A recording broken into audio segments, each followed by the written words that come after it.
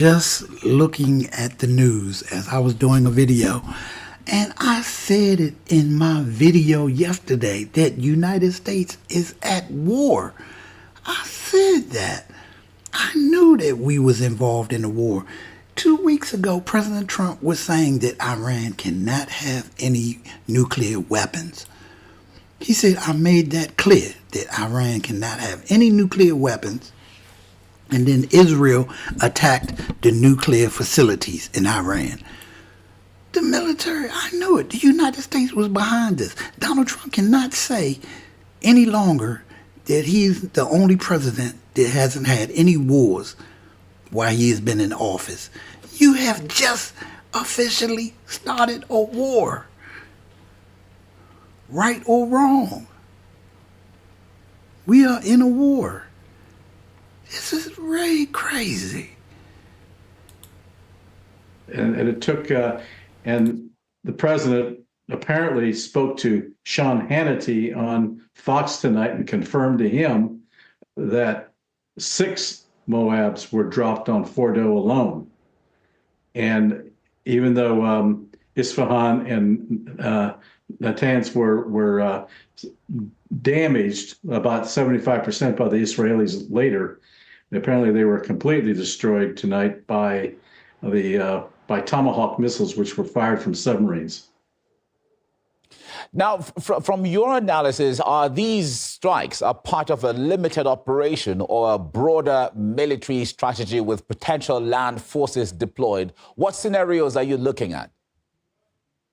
Well, it depends, again, on whether the leadership in Iran remains intact, what the reaction by the Iranian people will be.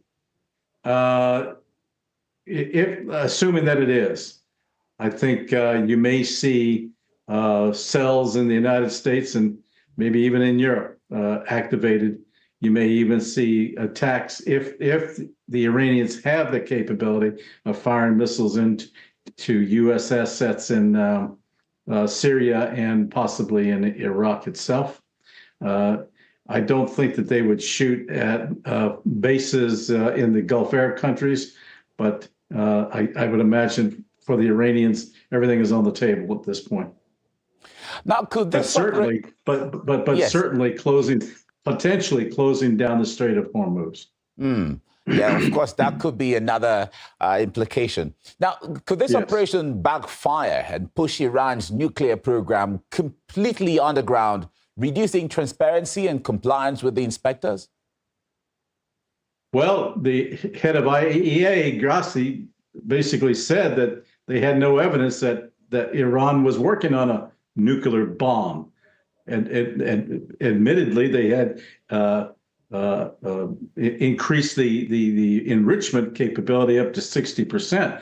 Now, given the warnings that Iran has had in the last week or two of a potential strike, I wouldn't doubt that the uranium that it had enriched, let's say up to 60%, could have discreetly had been moved to other locations. That's a possibility, which means they may still have their nuclear uranium intact. It looks like the ability to enrich itself has been demolished, but we still need to wait and see what the after action reports will be. It'll probably take days before any assessment can be made, even though the president tonight declared that all 3 nuclear sites, which were involved in enrichment, had been destroyed.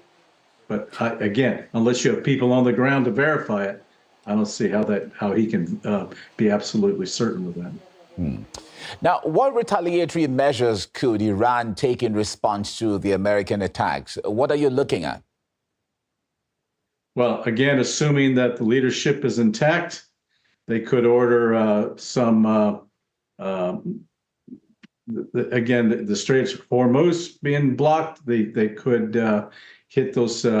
maybe launch out at bases, although the president just now in his address said if there's any reaction from Iran, that the U.S. would go back in and hit whatever military assets that would be used. So the U.S. has a lot of buildup all around.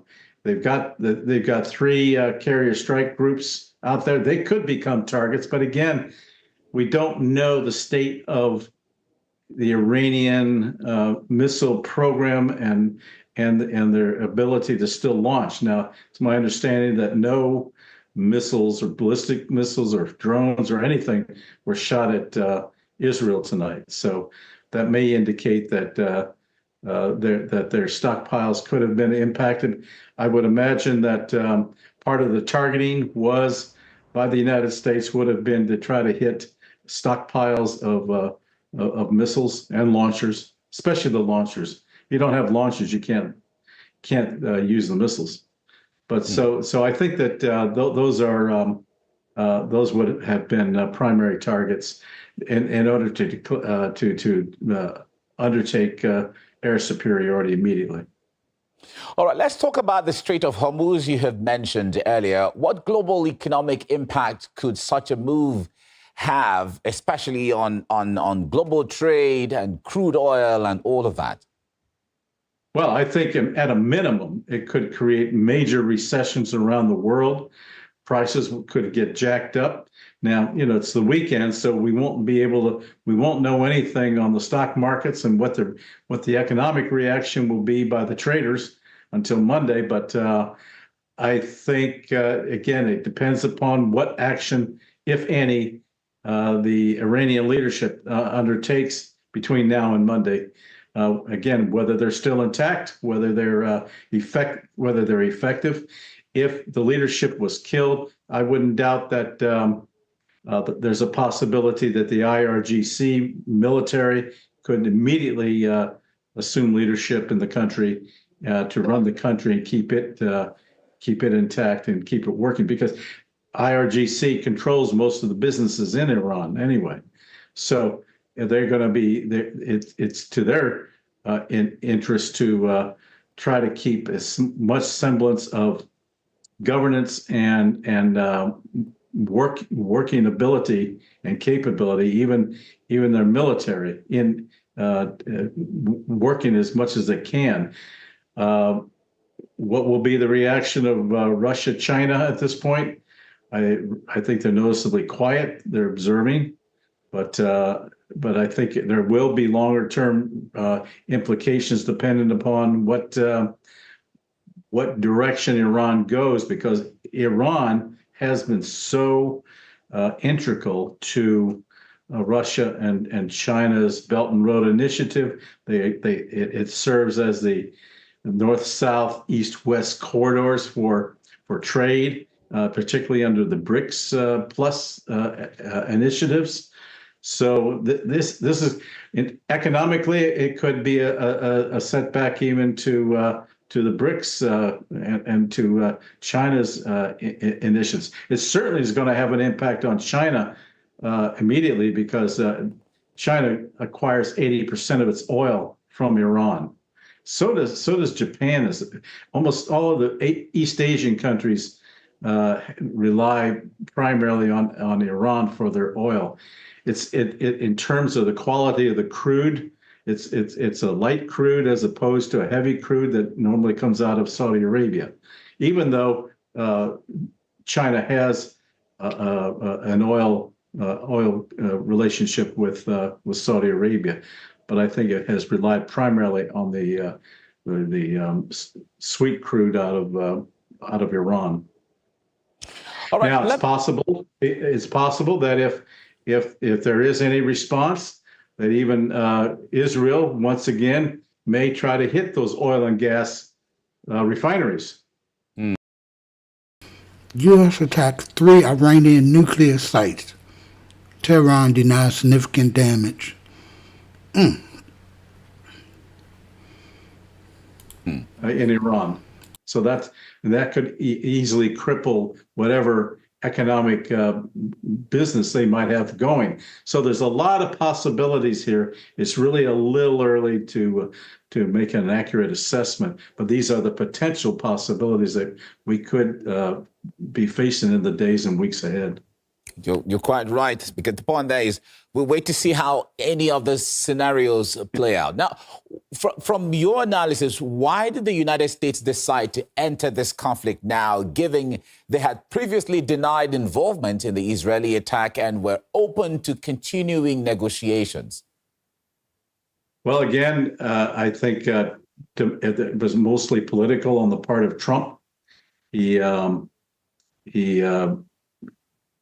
was catering to his contributors and to the AIPAC lobby, to the defense community and defense manufacturing community in the United States.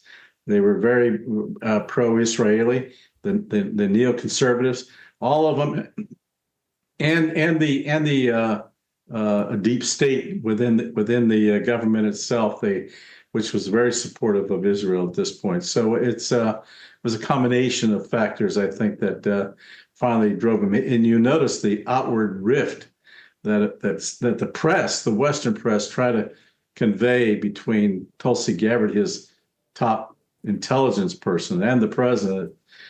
But when you listen to what Tulsi Gabbard was saying before committee a few weeks ago, it was consistent with what she was saying just today or yesterday, that Iran had a capability, but there was no intelligence determination that they were working on a nuclear weapons program. And I would add that even if they were working on a nuclear weapons program, we saw no evidence of them working on any miniaturization, which you would need to do for a nuclear warhead to fit on a missile. And they had the missiles, but we don't know what the state of their capabilities are tonight as a result of the bombing runs that were made. All right. I believe in the coming hours and days and weeks, of course, this information will be out. Michael Malouf, a former senior security policy analyst in the Office of the Secretary of Defense, thank you so much for your analysis here. Thank you, Michael. Yeah. Bye-bye. All right. Now, let's get live to U.S.-based correspondent Caleb Maupin. Caleb, it's good to have you join me now. What more do we know about the U.S. strikes on Iran at this point?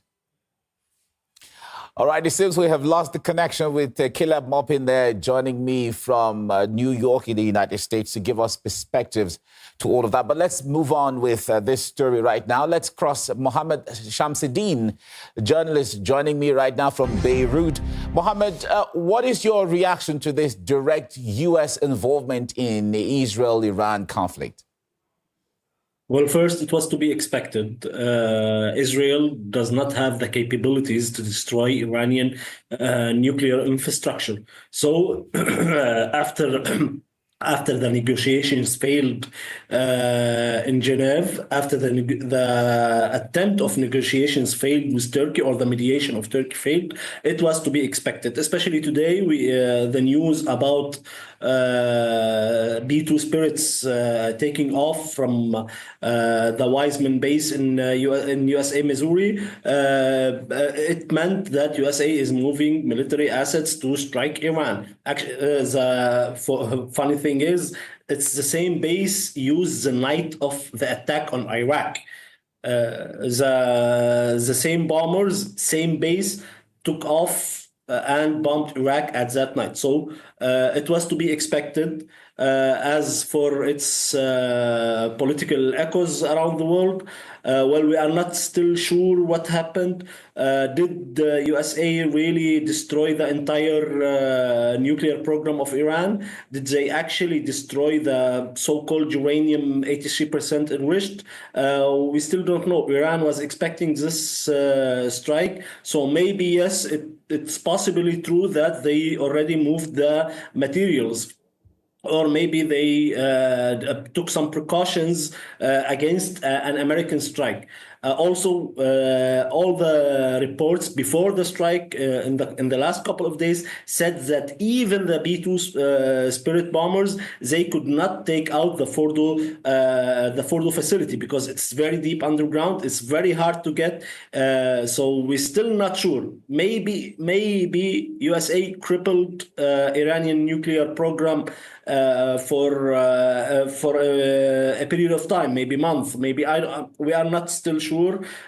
There is nothing we can analyze about it. But in my opinion, if Iran survived with its supposed enriched uranium 83%, Iran now will develop a nuclear bomb because a nuclear bomb is only a deterrent.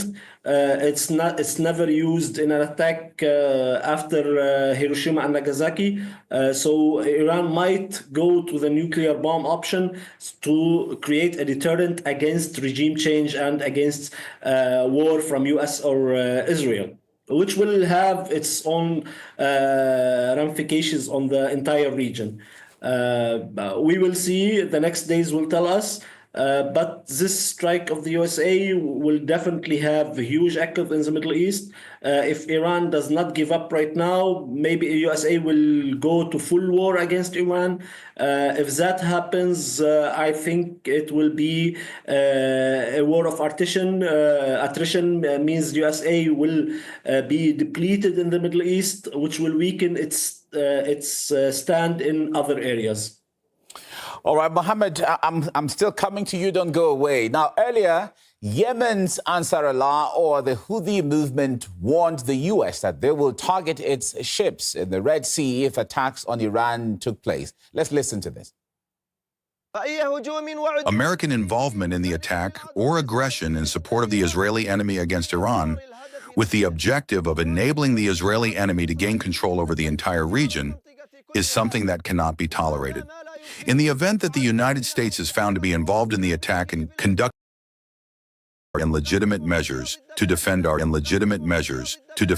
Well, Mohammed, that was a statement from the Houthis. I wonder what your reaction is to this. Well, the Houthis, they threatened before, and they implemented the threats.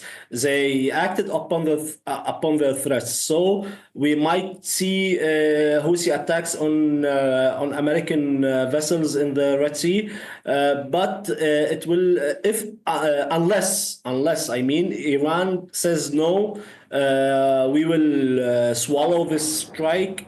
But if this happens, it might mean Iran still has a nuclear program. We will have to strike this. We will have to swallow the strike. We will go underground with our nuclear capabilities and tell the Houthi to stand still a little bit. If this happens, it might mean that Iran is still having nuclear capabilities.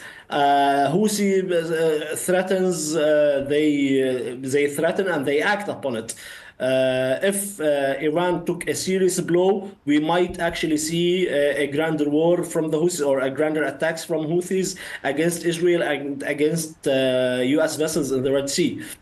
How much they are capable of damaging the U.S. ships, we will never know, because always with these regimes in Iran, in Yemen, and everywhere, they say we have many surprises. They don't reveal all their cards. We might see a new type of weapons that might be effective against U.S. ships, and if that happens, if USA loses sailors or loses personnel because of these strikes, this will have great effects in the region and inside USA, because Trump is supposed to be a man of peace. He said he will not involve the USA in war. So this will have great ramifications in the region and inside USA, even from the MAGA camp. A lot of people in the MAGA camp, they are against striking Iran or against a full-on war with Iran. All right, Donald Trump had previously imposed a 2-week deadline to decide whether or not to attack Iran. What do you make of the timing? Why do you think the U.S. had to strike now, taking this action right now? The 2 weeks period, it was an obvious ploy.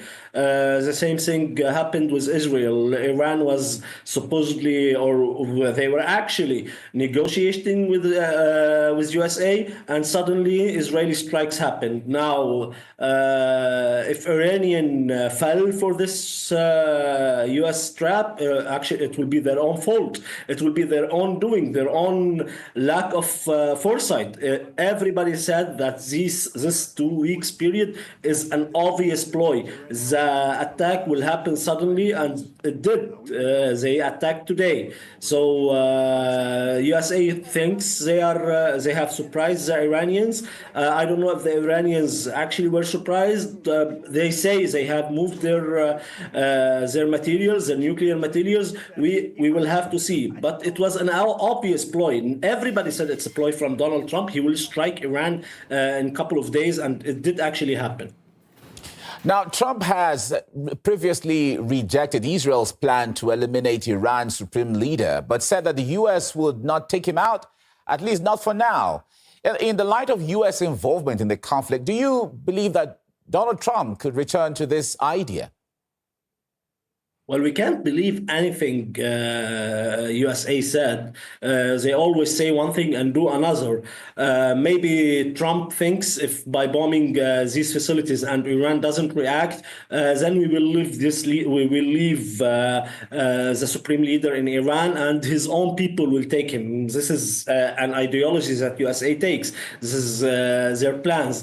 But if Iran reacts, yes, they might target the supreme leader again, which the Iranians should have a greater security for him. They know that USA and Israel both are liars. So I think it depends on how Iran will react to these bombings. Because Donald Trump or the American administration at all, they believe that with weakening the regime by striking its nuclear facilities, and if the Iranian regime doesn't strike back, this means they are weak. This means that the own Iranian people, the opposition in Iran, will have a backbone, will have more power, and they will try to take down the regime from inside Iran. They will actually support, as they did in many countries. They actually even supported terrorists in some countries to take down regimes. So USA, after this strike, will start funding the opposition in Iran, will start helping the opposition in Iran to take down the regime if there is no reaction from Iran to these strikes. That's how they are thinking. Will this work? We don't know. We will have to see. All right. What wider ramifications could this escalation have for other states in the Middle East, given the simmering violence in Gaza, Lebanon, and Yemen, or even Syria? Well, it depends on what Iran will decide. Will Iran decide to go on all-out war against US and Israel at the same time? We will analyze objectively that it's beneficial for both Russia and China for USA to be stuck in a war in the Middle East. If Iran gets a huge support from China, especially, and Russia too, if they get support from them, they might declare an all-out war on USA. They might let US get stuck in the Middle East with a huge war, which will be beneficial for China and Russia.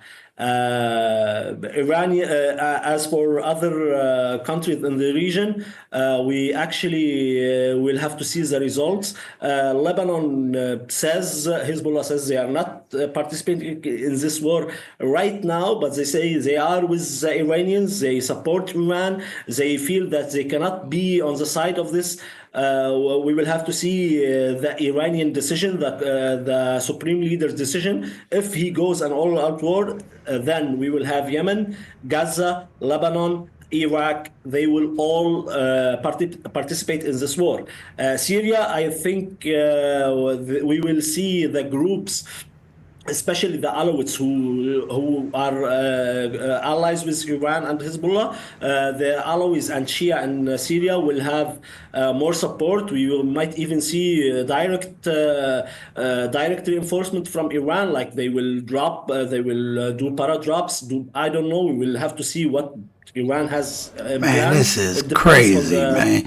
Do you see the damage? Can you imagine if they dropped a bomb, or if you get some of these little crazy ideology type of folks that with these backpacks and they do some of this damage in the middle of DC, if they do this downtown, can you imagine that? With all the festivities going on, like 4th of July, and all these people are walking around with bags and backpacks.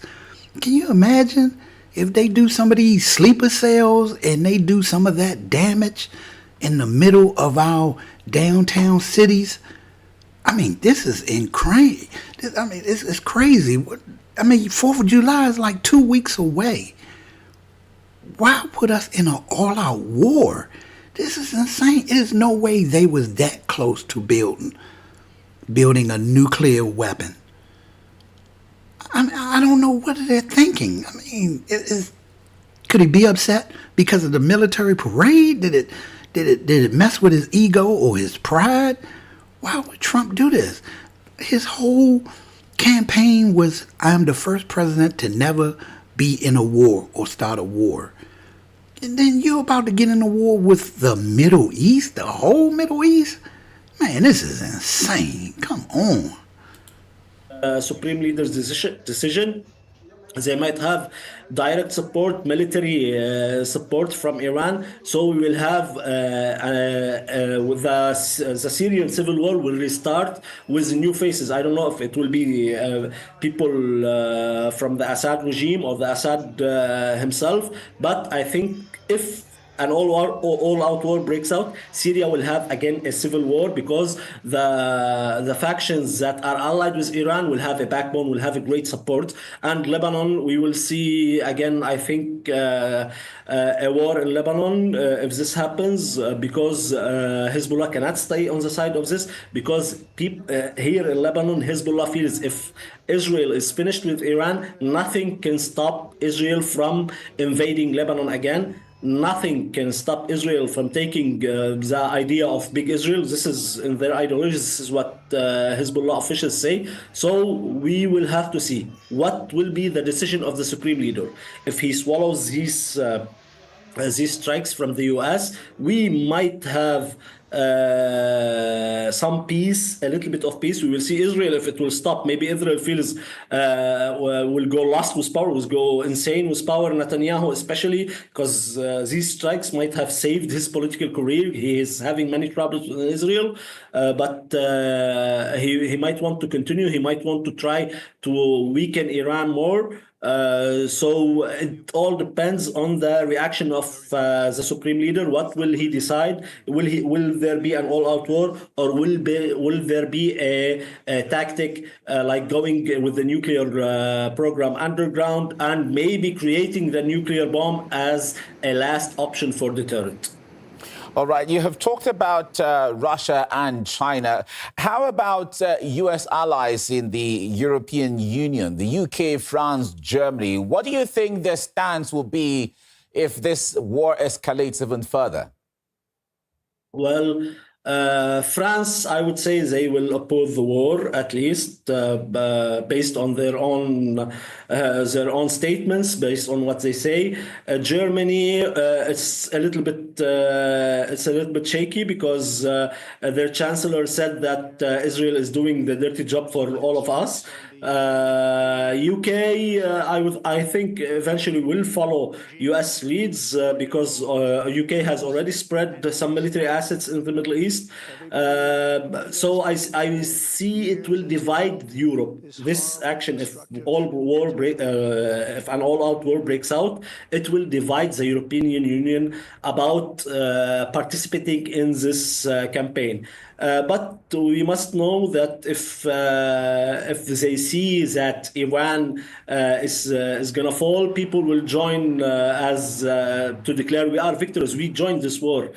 So we might see even countries that oppose this war will join it, especially that Europe now feel it's weak. Europe feel that it needs to show some military force, some military power because they are afraid of Russia, actually. That's why, because all of these years when the war is breaking out in Ukraine, Europe is being described or even being labeled as weak. So maybe they feel that Iran is the perfect opportunity to show some military power.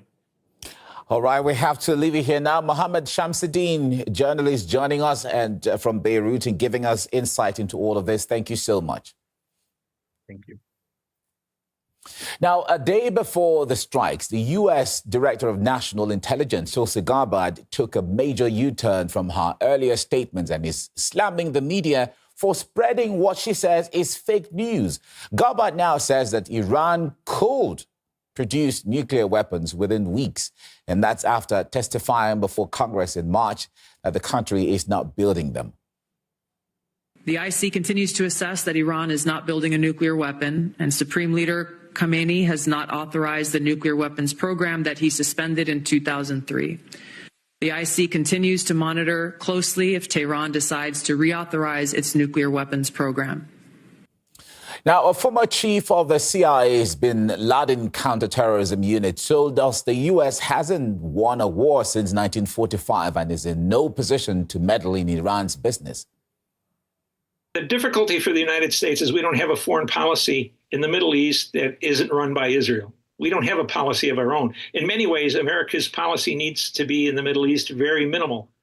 Diplomatic representation and not the kind of wars and other kinds of military activity we do, which we always lose. We haven't won a war since 1945. I think a war is perfectly possible unless we get a man who'll stand up and say, we're Americans, we're not Israelis, and we don't care what happens to you anymore. Tucker Carlson made a fool out of him because basically Cruz was saying Israel can do whatever they want in the United States and we're still going to support them. That's because all 525 members of the U.S. Congress receive checks from AIPAC and other organizations.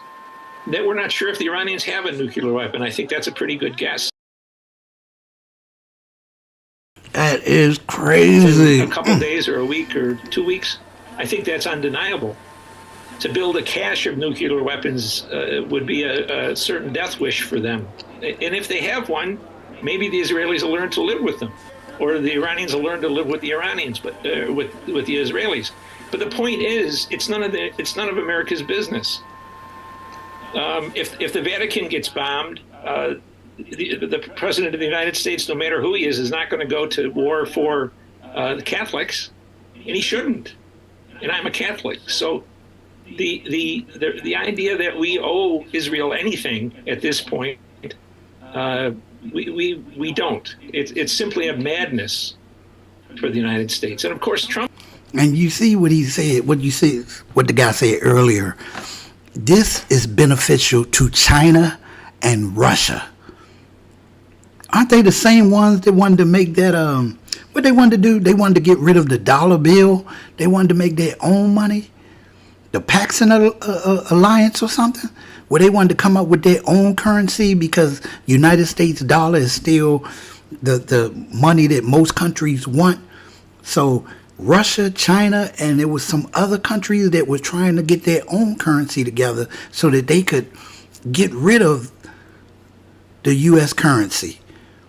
So they are the ones that would benefit from this war. If United States is in war with Iran, that means most likely we need all of our military equipment so we can help Ukraine. Then Russia gets to take over Ukraine. And then China gets to take over. Who's China trying to take over? Was it Thailand or Vietnam? China was trying to take over somebody. I'm telling you, all these wars, all this is connected. China is running all this stuff. Just the same way that China is in Africa, buying up all the minerals that America will need. Most of those minerals, and a lot of them are going into Teslas and other machines like Apple telephones and so on. This is slick. I'm telling you, Russia and China are pulling all the strings behind this. And we're jumping in it. Donald Trump, his administration, like I said, he got yes people. None of them seem to be thinking ahead of the game. Like, you know what? They're trying to pull us into this. Let's not fall for it. Israel seems like they having issues with everybody. Why are we getting involved in this? It's something behind there. I mean, I'm just a regular person out here in the street, so I'm not privy to the stuff that they're talking about that they probably have going on that none of us probably know about. Like the guys are saying right now, we're sitting there letting Israel do whatever they want. We don't know what their agenda is. What is it? They've killed millions of people. I mean, of course, we know what happened on October 7th. Yes. But that was like 1,000 people. You killed like, I don't know, what's it, like 100,000 people now? That doesn't even add up. And you still haven't found anything? We still haven't got all the prisoners back yet? I mean, something's going off. Something is not adding up.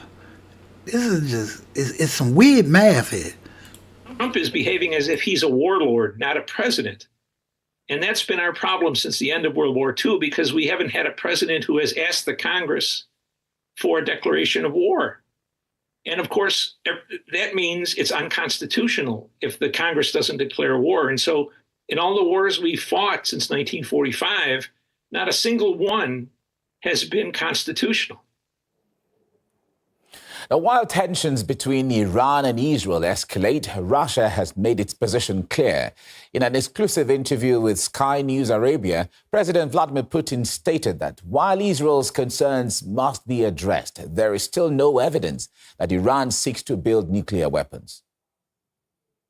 We believe that Iran has the right to peaceful nuclear technology programs, and we are ready, as in previous years, to provide Iran with the necessary assistance and support. There are details that, in my opinion, can and should be negotiated.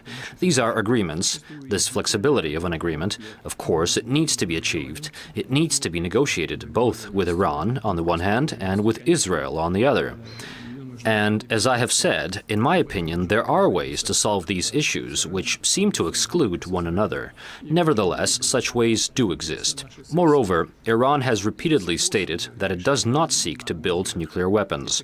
The IAEA confirms that there are no signs of the creation of nuclear weapons by Iran, and the IAEA has no evidence of this. The position of the Russian Federation is that we are against the proliferation of weapons of mass destruction at the expense of any country in the world, including Iran. Iran knows our position. Moreover, we know that Iran is an Islamic country. Iran, like any Muslim country, is a religious country. It has its own laws and rules, internal rules that are very important for the country and the people. Let me remind you that Iran has adopted a fatwa that prohibits it from having nuclear weapons, and this carries a lot of significance. If Israel has any concerns, then they need to be addressed, and there are ways to address these concerns, in my opinion. I must say that, in Russia, as well as in the IAEA, there has absolutely never been any evidence that Iran is preparing to acquire nuclear weapons, as we have repeatedly informed the Israeli leadership. Now, those targeted in Israeli attacks are mostly civilians. I'm sorry, I had to pause that because clearly Putin is lying. You see half of the answers that he was saying, he was looking down at the ground when he said that Iran is not trying to have a nuclear weapon. He even said that Russia is willing to help them with any of their needs with procuring a nuclear weapon. And most of the answers that Putin just answered, he was looking toward the ground, which we see on all the TV shows that when you're looking toward the ground and you're talking, you're most likely lying. That means Iran is trying to come up with some type of nuclear weapon. And again, Russia and China would love this, because while the United States is backing our boys, Israel, for some reason, they're our BFF, they get to run along and do whatever they want to do. And President Trump is falling for it. Civilians dying in their homes, according to the Iranian deputy health minister. Now, in an exclusive interview with RT, he disputes Israeli claims that it targets only military and nuclear sites.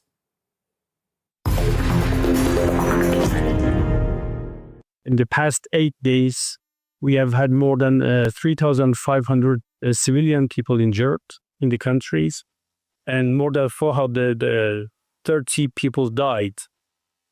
what I'm talking about are civilians, not the military guys.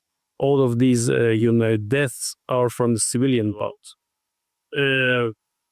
At least 3 hospitals have been injured, and 6 ambulances, and unfortunately 14 people of our healthcare workers have been injured, and 2 of them have been died.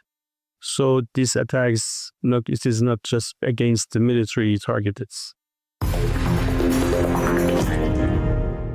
I hope this, the stupid action, it will not happen in time, because it is against all of the international laws or regulations, and I hope that the world community would take action against such a thing, not such an action. But for those areas that are at risk for nuclear issues, we are preparing the region and doing the actions that's needed. But I hope that doesn't happen anymore. No, absolutely, it is not if the military targets. When you kill our scientists, it is not a military target in the residential area. They have targeted some military bases, I know, but the vast of the attacks is much more than the military areas, and they are targeting peoples here, and they are targeting the neighboring guys, and 430 die. People are not military; they're all civilians.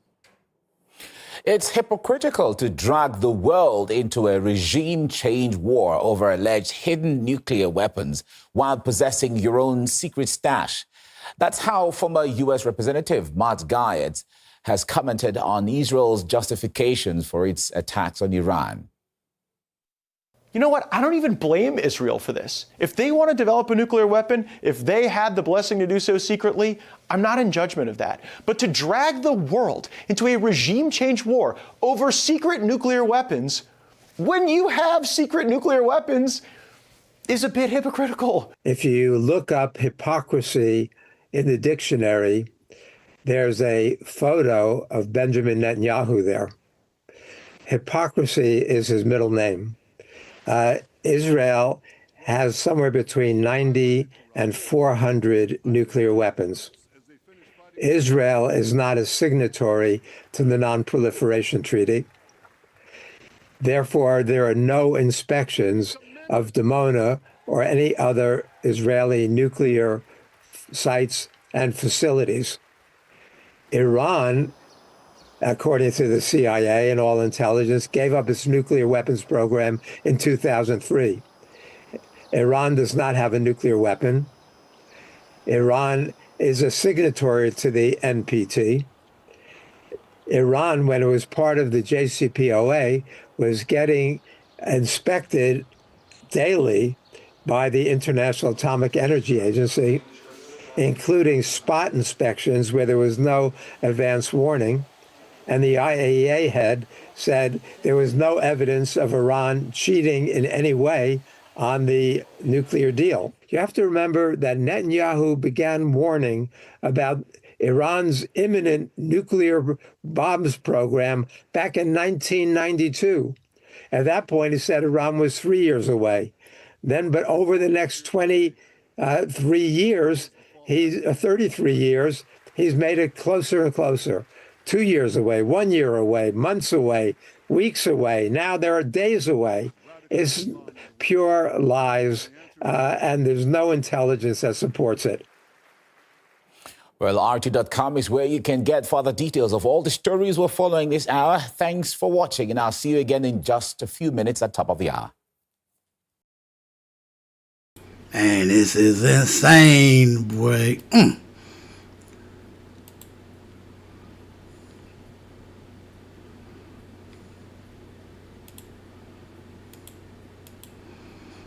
Oh, it won't let me full screen. Thank you very much.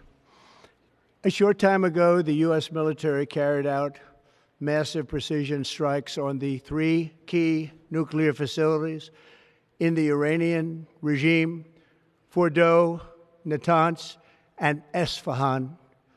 Everybody heard those names for years as they built this horribly destructive enterprise. Our objective was the destruction of Iran's nuclear enrichment capacity and a stop to the nuclear threat posed by the world's #1 state sponsor of terror. Tonight, I can report to the world that the strikes were a spectacular military success. Iran's key nuclear enrichment facilities have been completely and totally obliterated. Iran, the bully of the Middle East, must now make peace. If they do not, future attacks will be far greater and a lot easier.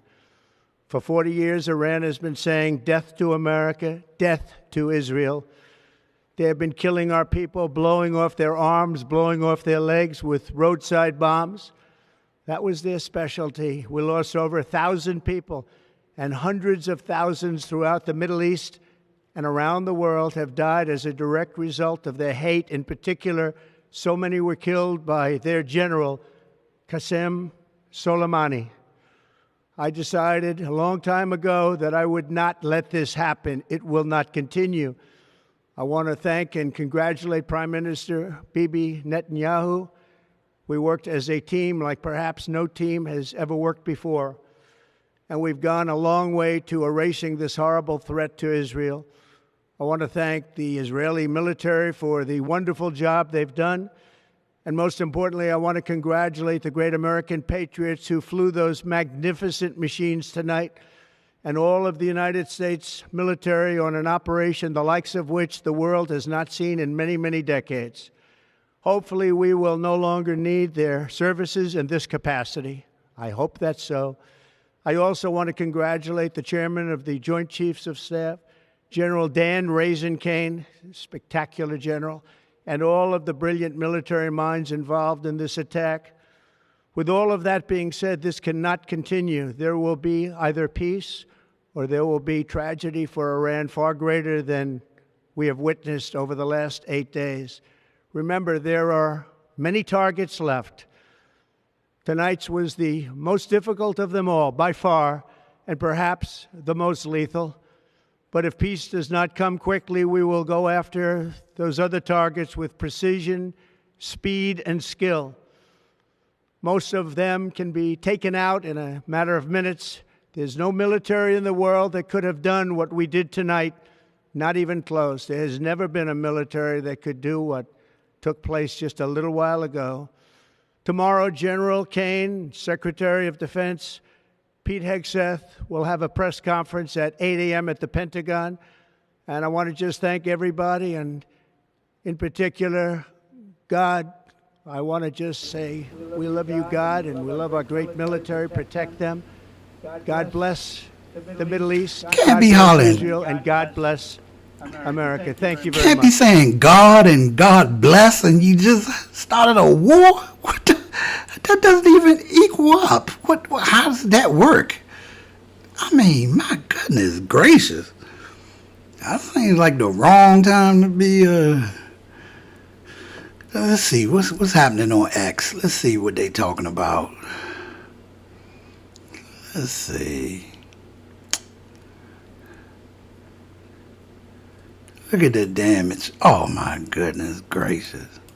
I mean, I ain't gonna lie. I'm glad it's them and not us, but still.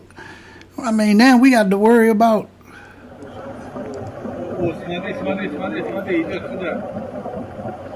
Look at that.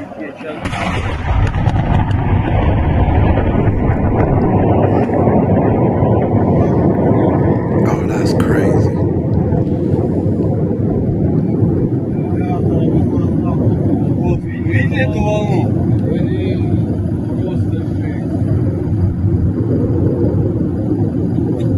Look at that mushroom.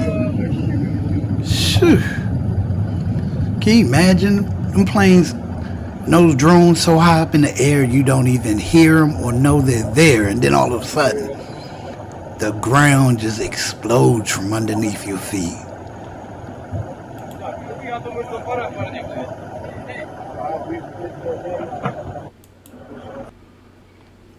Oh my goodness gracious.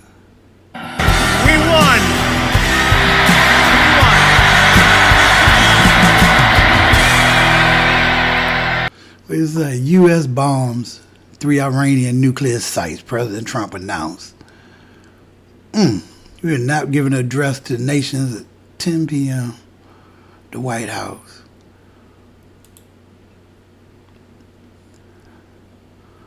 We have completed our very successful attack on 3 nuclear sites in Iran following Fordo, Natanz, and Esfahan.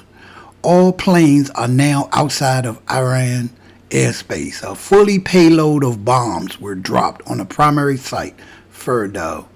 All planes are safely on their way home. Congratulations to our great American warriors. There is not another military in the world that could have done this. Now's the time for peace? How is it now the time for peace? You just bomb some people. You think they're just going to be like, okay, well, you see, y'all don't think they don't have sleeper cells in America? That's exactly what I was saying. I wouldn't go that far. That was a tactical strike to eliminate Iran's nuclear. Look, like how you know they got nuclear weapons? Because that's what they keep telling us. How do we know? Oh, this does lead to peace. I really don't want war. Yeah, me neither. This isn't some radical overreach. It's standard presidential practice. How can it be standard presidential practice? The man ran on saying he never had a war. Oh my goodness. Like I said, I know we have the best weapons and we're the United States, but just imagine if a plane or drone slipped through our system. Remember all those balloons from China that was floating around? They was trying to figure out where they were coming from. If they was coming over the Canadian border and stuff. Just imagine if something dropped in the middle of downtown D.C. Oh, man. And that's D.C. And I only say D.C. because that's where our Congress is. Just imagine if they decide to drop it in somebody's city. For the next month or so, that means every time we're riding the metro or we're on the bus or going across a bridge, you're going to have to be looking around for you're going to have to stay hyper vigilant. Anybody you see walking around with a backpack that leaves it on the ground, you can be like, get your backpack. No, don't leave that here. It's not happening. That's a beautiful plane. Goodness gracious. Wish they was just here for show, but I guess not.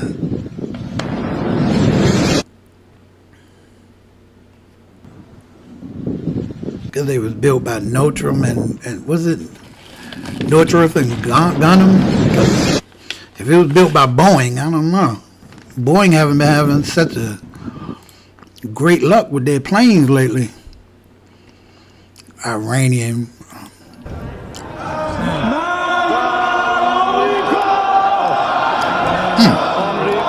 Look at this. What is this?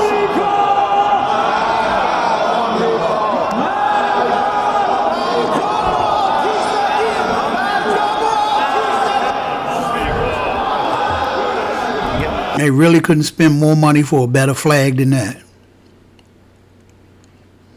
Look at God, it's just horrible. He's still holding it too. I mean, look at that.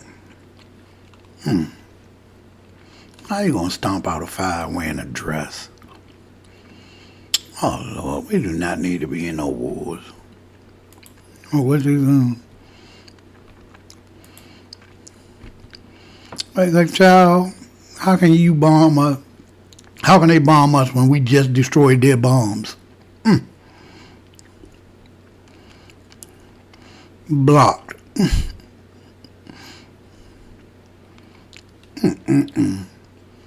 Now everybody worry about terrorist type of stuff. صدای متجاوز به خاک وطن، صدای متجاوز به صدای حق و حقیقت است. آنچه که ملاحظه کردید، صدایی که شنیدید، فضای غبارآلوده استودیو.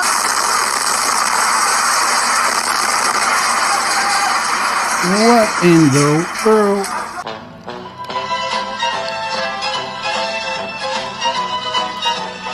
Oh my goodness. Oh, Lord. What they say on that? Let's see what they said. Oh, Lord. Translator accurate. Trump Vance. God is never early or late. He arrives precisely when he means to. Love it.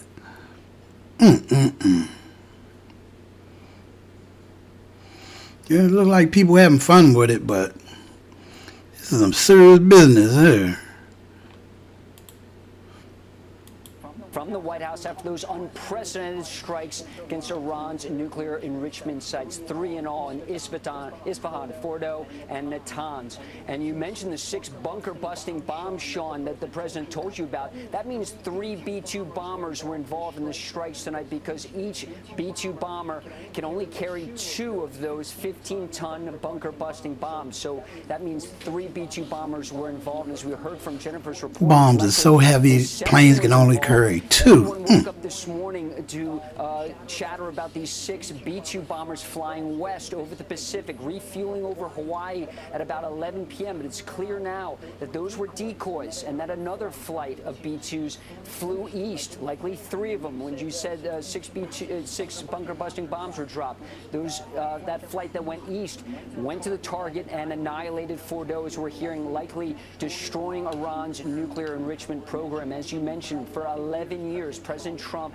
has made clear that Iran will not have a nuclear weapon. That was his red line, and tonight he enforced it. You know what? The 30 Tomahawks. You know what? If you think about it, maybe, perhaps that's the reason why they wanted to get migrants out of the country so bad, and they was ramping it up to 3,000 a day, because they figured the more they got out the country, then the more we wouldn't have to worry about sleeper cells. So again, they're playing chess with all these people's lives. We're just pawns in their games and stuff. Man, it does not feel good to be somebody else's pawn. The deadline for attaining this goal. The deadline for attaining this goal is getting extremely close. And Iran, by the way, is also outpacing Iraq in the development of ballistic missile systems that they hope will reach the eastern seaboard of the United States within 15 years. By next spring, at most, by next summer, at current enrichment rates, they will have finished the medium enrichment and move on to the final stage. From there, it's only a few months, possibly a few weeks, before they get enough enriched uranium for the first bomb. The foremost sponsor of global terrorism could be weeks away from having enough enriched uranium for an entire arsenal of nuclear weapons. That would place a militant Islamic terror regime weeks away from having the fissile material for an entire arsenal of nuclear bombs. If not stopped, Iran could produce a nuclear weapon in a very short time. It could be a year, it could be within a few months, less than a year. He said less than a year, like 10 years ago. What the heck is going on? You know what I'm saying? This is crazy. And I apologize. I know I'm not the smartest person in the world, okay? So bear with me and stuff, but it's crazy that they keep saying this about these people, that they're about to build one. I don't know if South Korea is, well, I don't know if they're about the same or South Korea is further than the Middle East. I don't know. I apologize. If you know, hey, leave a comment, please tell me, or whatever. I don't think the chat is working or whatever. Kim Jong or whatever, he's been trying to create some type of nuclear missile or rockets to reach the United States. He's been trying forever. Most of his rockets have fizzled into the ocean. Now all of a sudden we like on Iran like as if they got a nuclear missile like right now in the bunker. I mean, it's something weird going on here. I mean, is it a personal vendetta that hoodoo, whatever, that he has with Iran? So again, are we being pulled into something because of Israel? You know what I'm saying? It's taking forever to clean Gaza. Now you want to go to war with a whole nother country? I mean, Gaza is not even a country. It was just a place. It's like the suburbs of D.C. And you having an issue getting rid of them. And now you trying to go to war with Iran and you pulling us into something else. This is insane.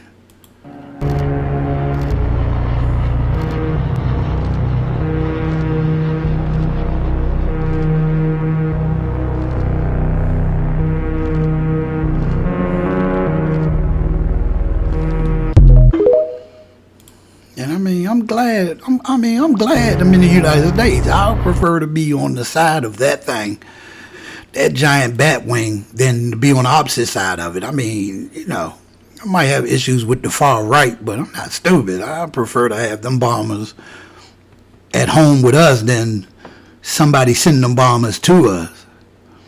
War. We are officially at war. Take a breath.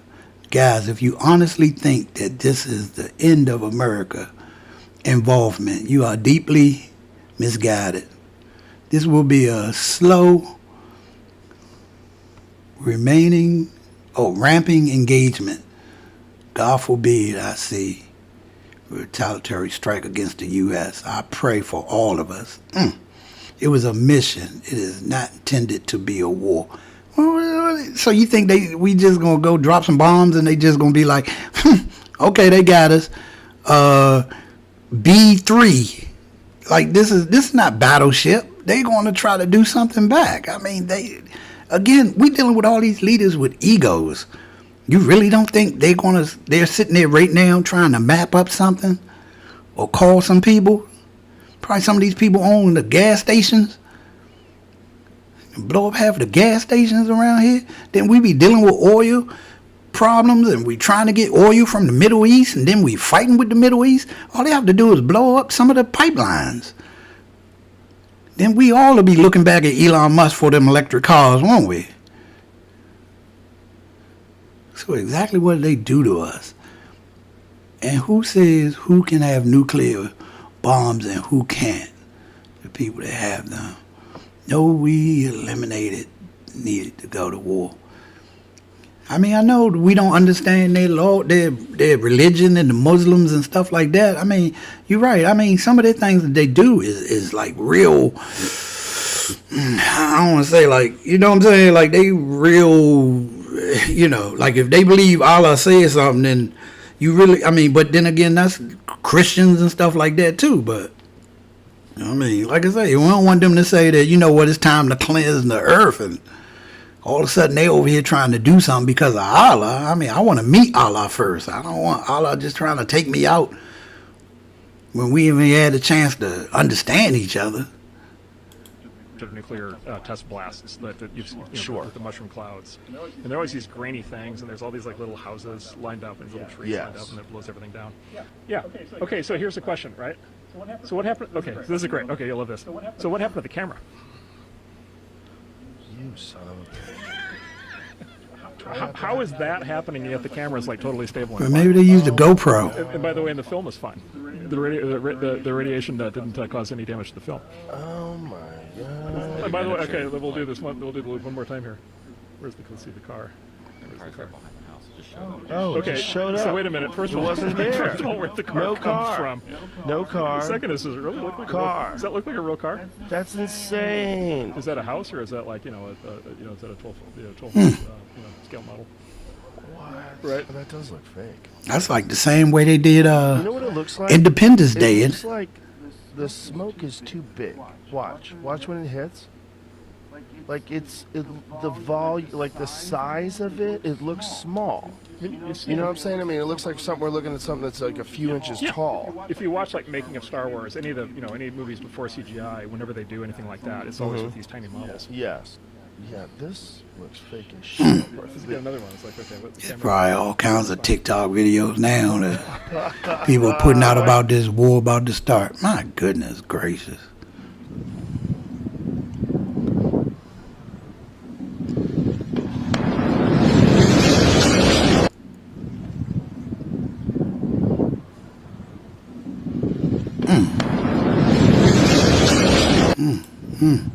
I'd rather go back to the protest than dealing with this stuff.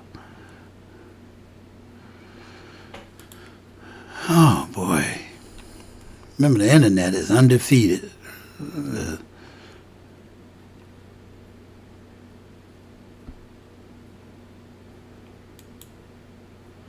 Oh, they saying they dropped him for the nuclear. Oh, that's messed up.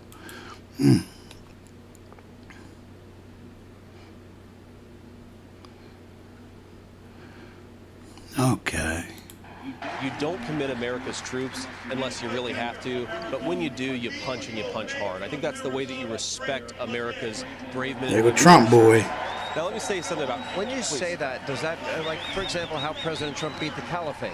It was overwhelming force and it was done pretty fast. How President Trump beat the caliphate, beat ISIS, which people said literally couldn't be done, and he did it in a matter of months. But also Iran, Sean. A lot of people recognize that we need to do something with Iran, but not these weak little bombing runs. If you're going to punch the Iranians, you punch them hard, and that's what he did when he took out Soleimani. By the way, that action, people said that it would lead to broader war. It actually brought peace. It actually checked and slowed them down music a little playing. bit. Okay. The most important...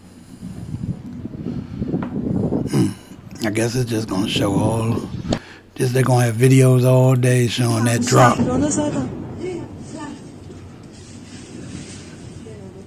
I wouldn't even want to live in a high rise knowing something like that happening. It's gonna be a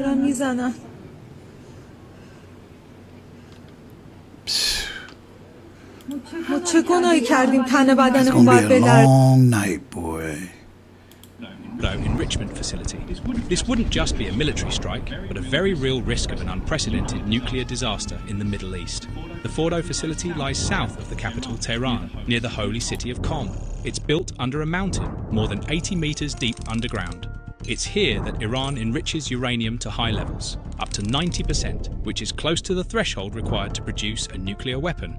If this facility were bombed and the stored nuclear materials detonated, the consequences would be catastrophic. Within a 1 kilometer radius, radiation levels would be lethal within hours. Within 5 kilometers, people would experience severe radiation sickness, bleeding, vomiting, organ failure.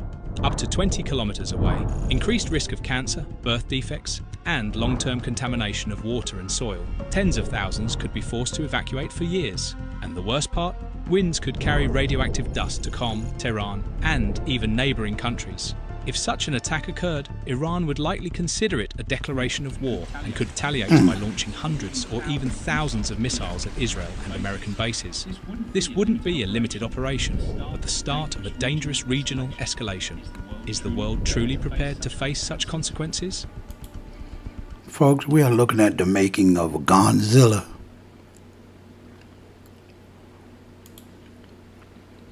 Thank you very much. A short time ago, the U.S. military carried out massive precision strikes on the 3 key nuclear facilities in the Iranian regime, Fordo, Natanz, and Esfahan. Everybody heard those names for years as they built this horribly destructive enterprise. Our objective was the destruction of Iran's nuclear enrichment capacity and a stop to the nuclear threat posed by the world's #1 state sponsor of terror. Tonight, I can report to the world that the strikes were a spectacular military success.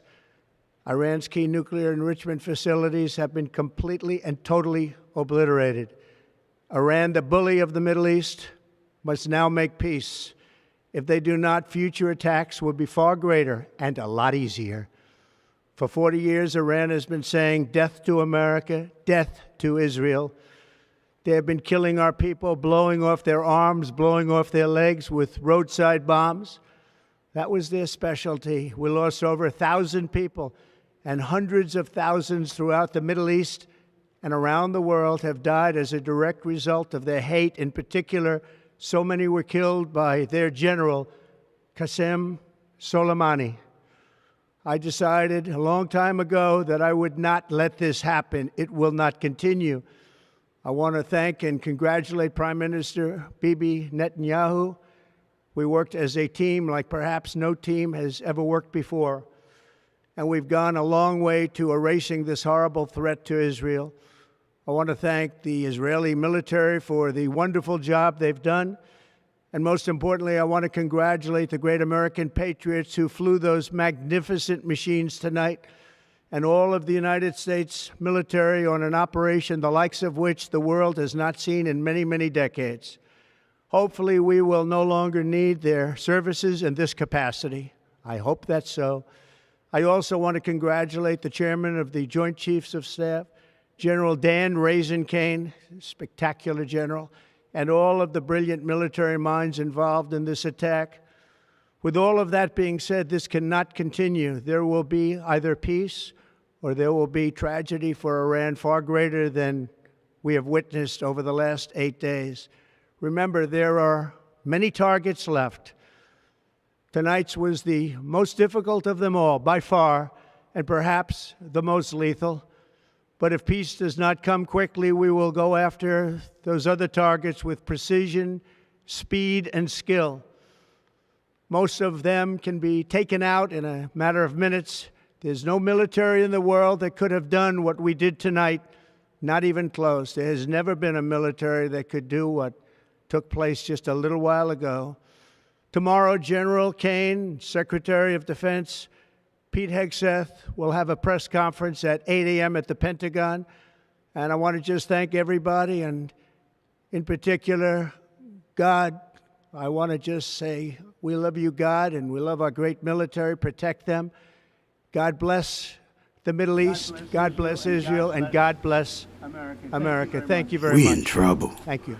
We in trouble. When the last time you heard him saying God so much? Oh my goodness, we are in trouble. If the US targets Iran's Fordo enrichment facility?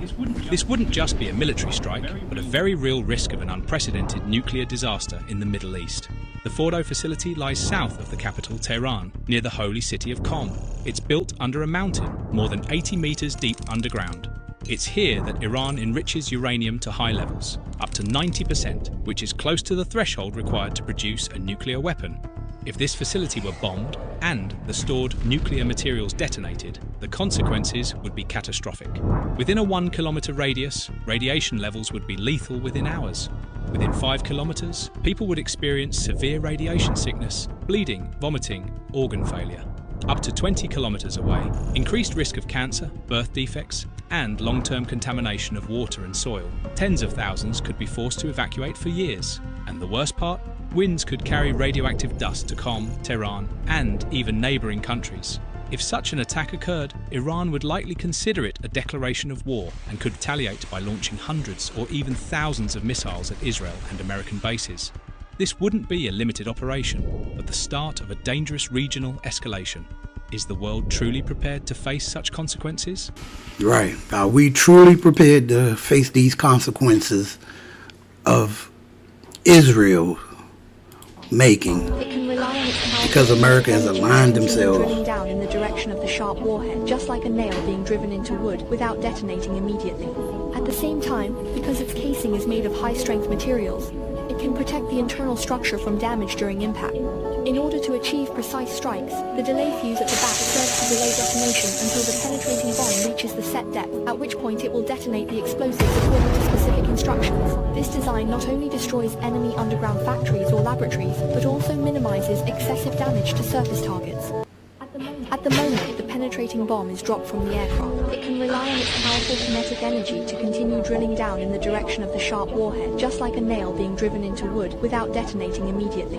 At the same time, because its casing is made of high-strength materials, it can protect the internal structure from damage during impact. In order to achieve precise strikes, the delay fuse at the back serves to delay detonation until the penetrating bomb reaches the set depth, at which point it will detonate the explosives according to specific instructions. This design not only destroys enemy...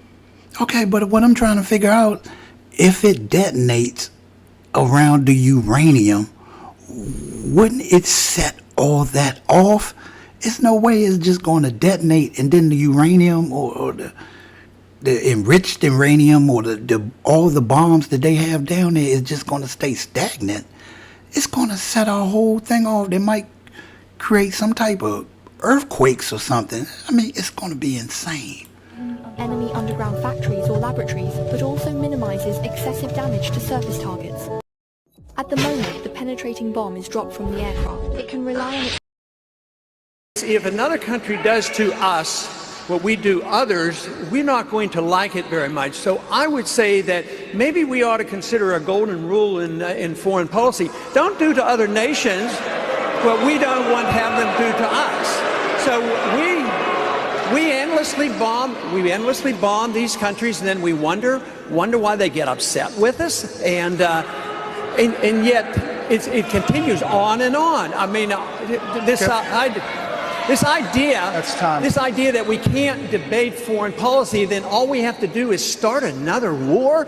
I mean, it's warmongering. They're building up for another war against Iran, and people can't wait to get in another war. This country doesn't need another war. We need to quit the ones we're in. We need to save the money and bring our troops home. Oh my God! Listen to what he said. You see that? What he said, that is sounded. I mean, he is hitting the nail right. I mean, he's hitting it right on the nail. That's exactly what he's saying is what's happening right now. And you see how many people were booing him at first because they didn't want to hear it? Like I said, we feel good because we're in America. So we feel safe. But the things that we're doing to other countries, if they did to us, can you imagine if we was Gaza? Oh my goodness, all of us right now, we wouldn't even be on the internet watching this. We would be sitting there with our blankets, dragging our kids, trying to find some type of safe place to hope that the military is not about to kick in our wooden doors. Is if another country does to us what we do others, we're not going to like it very much. So I would say that maybe we ought to consider a golden rule in foreign policy. Don't do to other nations what we don't want to have them do to us. So we endlessly bomb these countries, and then we wonder why they get upset with us, and yet it continues on and on. I mean, this idea that we can't debate foreign policy, then all we have to do is start another war. I mean, it's warmongering. They're building up for another war against Iran, and people can't wait to get in another war. This country doesn't need another war. We need to quit the ones we're in. We need to save the money and bring our troops home.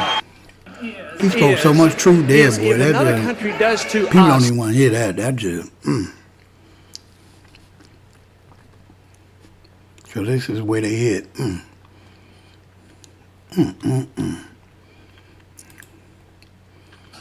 We didn't even see any of those. We didn't even see any of those bombs in the military march. Oh, it was built by Boeing. Okay. I was about to say, is that a phone number on the end of it? Like, who's going to call that number? I mean, before it hits. That's just crazy. Demands payment in exchange. Military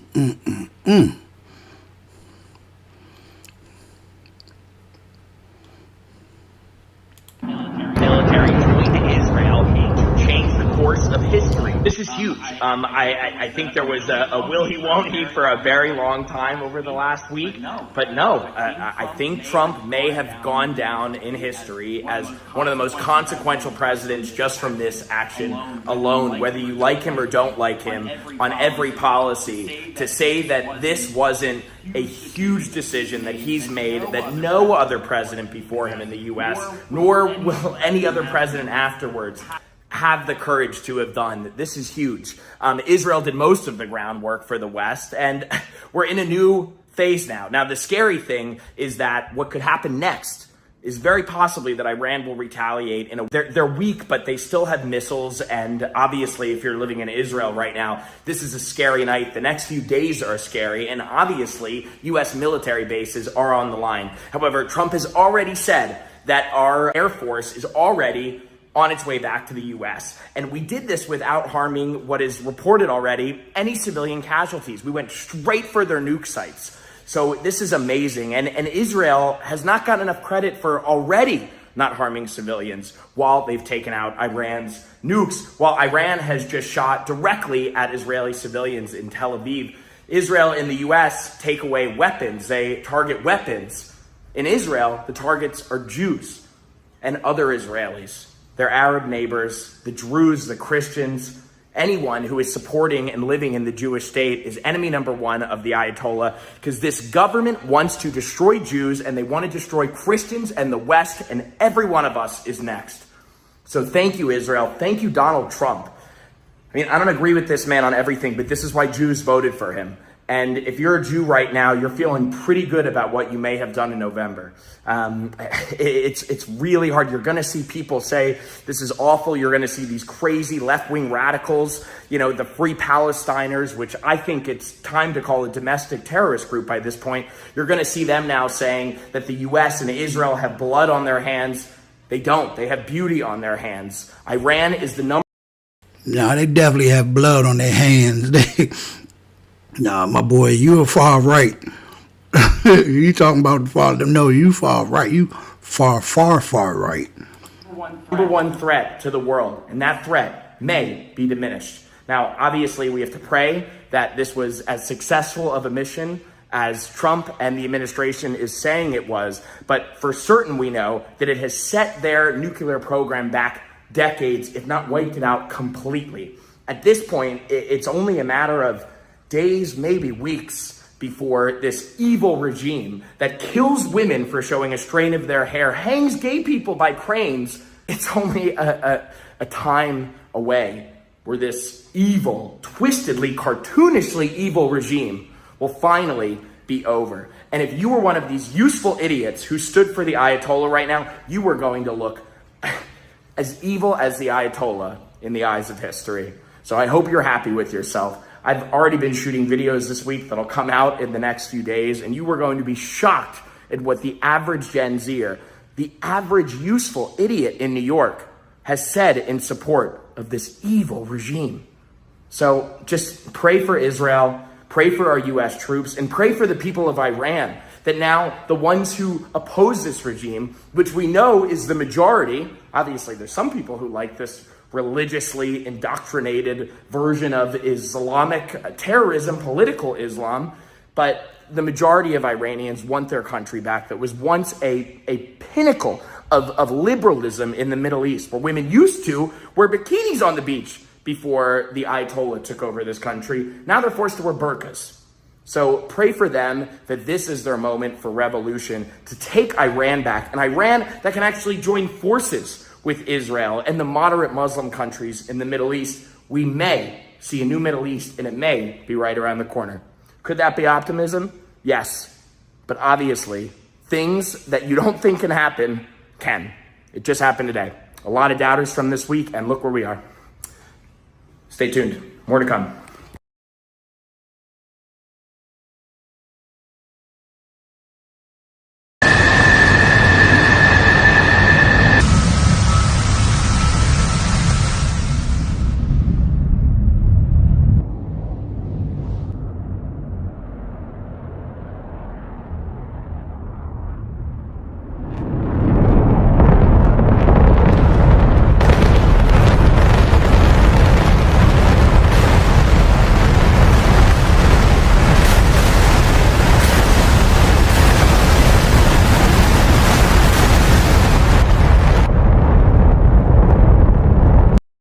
I mean, it's CGI, but still, just imagine if that was like the Las Vegas Strip. It's summertime. Can you imagine if that was in the major city, if that was Central Park, and that happened? Another country came and dropped bombs in our country. Sometimes we just have to leave these other countries to their own. The United States cannot protect everyone, or else we need to protect everyone.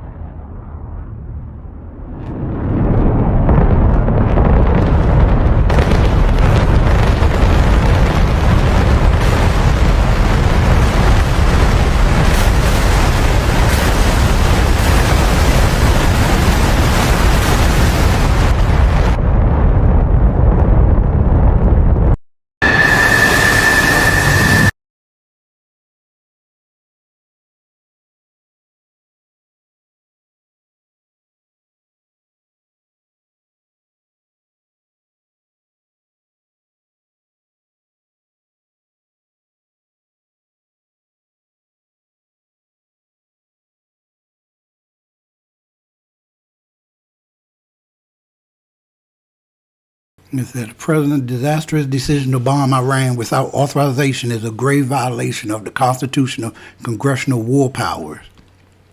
He has impulsively risked launching a war that may ensnare us for generations. It is absolutely and clearly grounds for impeachment. Look at 1.3 million people looked at that. Motherfucker, yeah, but say it. I'm mad as a motherfucker. Oh, okay. Ooh. What is he mad about?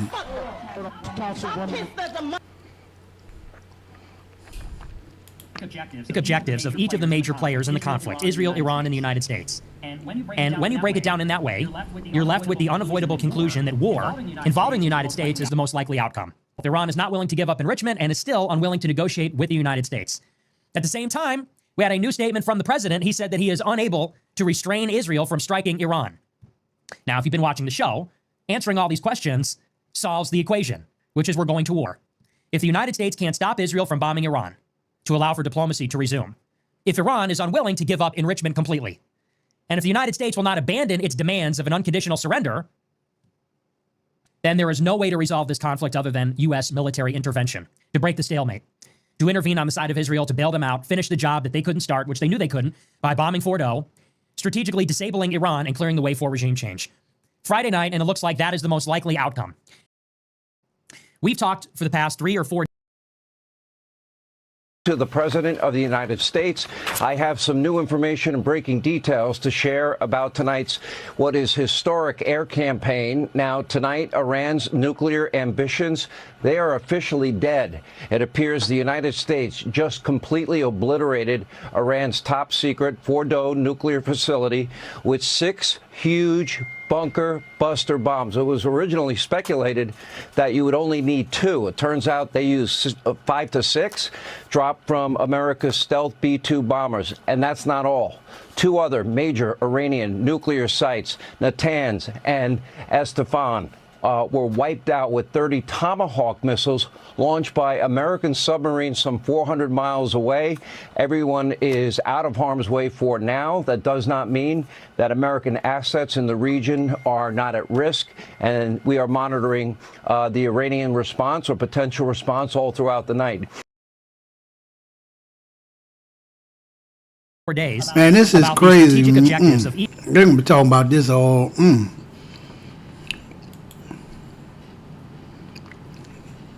Look at this.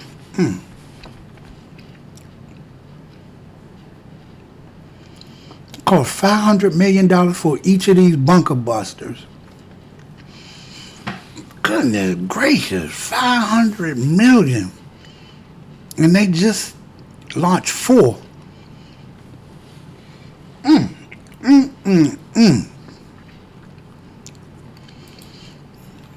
I mean, got my mind right, but is that $2 billion? Did we just spend $2 billion?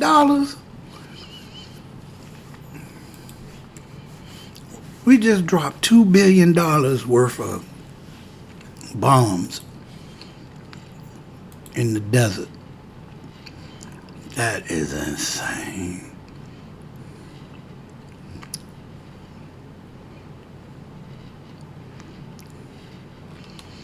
Okay, let's see what's happening. Let's see if there's any updates.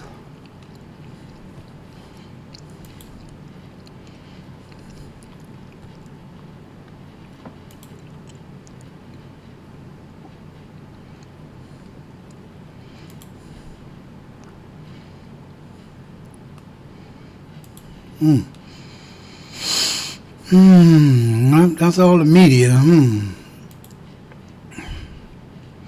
I just see everybody talking about it, but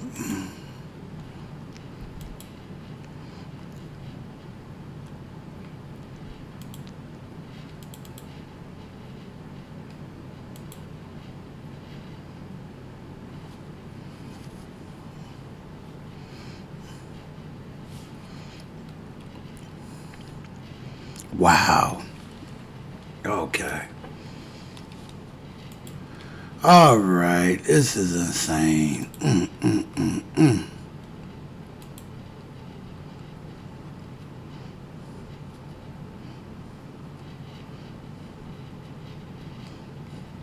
Well, man, how do y'all feel about it? I mean, some crazy stuff that we watching there. I guess we just gonna have to wait for their response. They supposed to give us they supposed to talk to us in the morning about what's exactly gonna go down.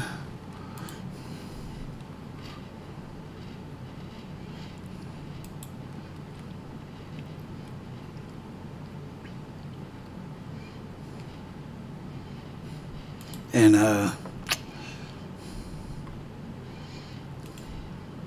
let's see over here.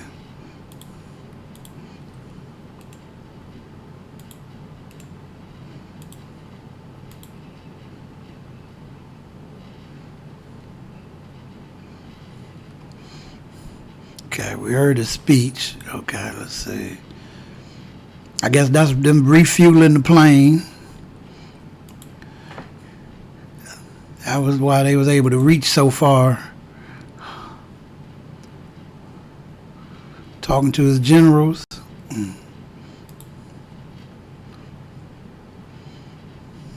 Describing the bombs.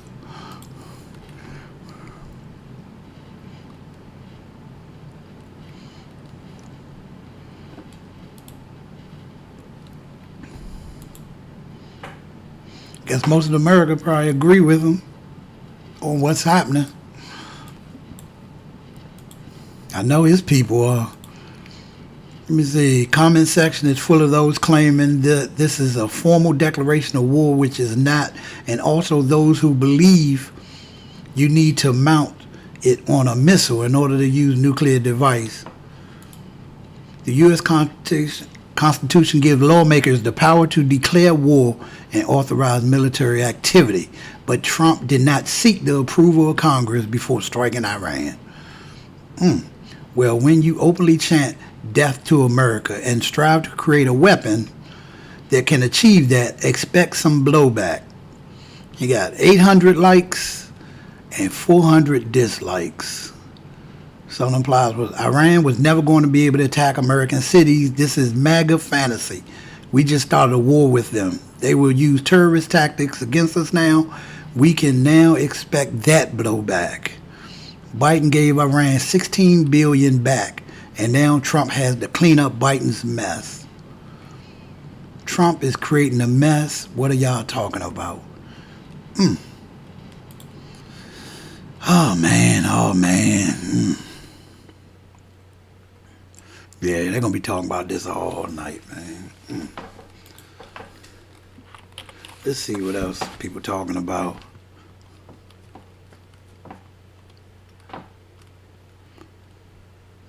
Yep, I don't see. Nope.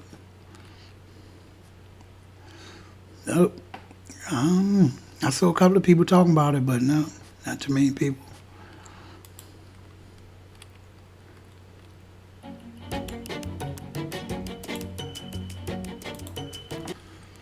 Man, this is going to be something else, man. So everybody watch your backs for the next couple of weeks, man. Like I said, you see anybody set a backpack down or anything weird like that, you make sure you let them know, pick up your backpack. Do not leave it sitting on the ground. $500 pressure washers for this $50 Take it tool. with you. The results speak for themselves. And we're probably going to have to watch it bridges. Tonight I can report to the world that the strikes were a spectacular military success. Iran's key nuclear enrichment facilities have been completely and totally obliterated. Welcome into Queen City News. I'm Robin Kennedy. We start with breaking news. Just before 8 tonight, we learned the U.S. military successfully hit 3 nuclear sites in Iran. This marks the first time the U.S. has attacked Iran. President Trump addressed the nation at 10 this evening, calling it a military operation not seen in many decades, and sending a warning to Iran. Iran, the bully of the Middle East, must now make peace. If they do not, future attacks will be far greater and a lot easier. What do you mean by a lot Iran has easier? been saying death to America, death to Israel. They have been killing our people, blowing off their arms, blowing off their legs with roadside bombs. That was their specialty. We lost over 1,000 people, and hundreds of thousands throughout the Middle East and around the world have died as a direct result of their hate. Trump said Defense Secretary Pete Hegseth will hold a press conference tomorrow morning at 8. Before Trump's public address, he left this message tonight on social media, stating the U.S. planes that successfully made the attack are now out of Iranian airspace and on their way home. Before Trump's announcement, Iran warned that U.S. military involvement would be, quote, very, very dangerous for everyone. South Carolina Senator Lindsey Graham posted this response to the attack on Iran, saying, quote, good. This was the right call. The regime deserves it. Well done, President. To my fellow citizens, we have the best Air Force in the world. It makes me so proud. Fly, fight, win. Here is Senator Thom Tillis's response to the attacks. Quote, this was the right decision by President Trump. We cannot allow Iran to build nuclear weapons. God bless our brave service members who supported and executed this mission.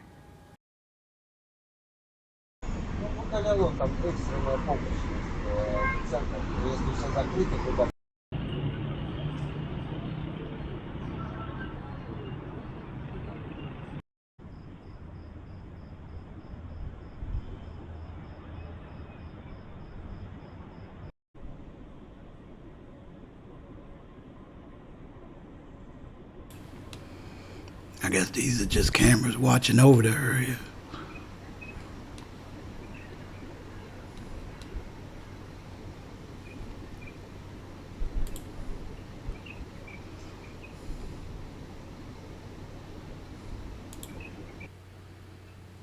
Even if you're having real problems, I feel bad for you.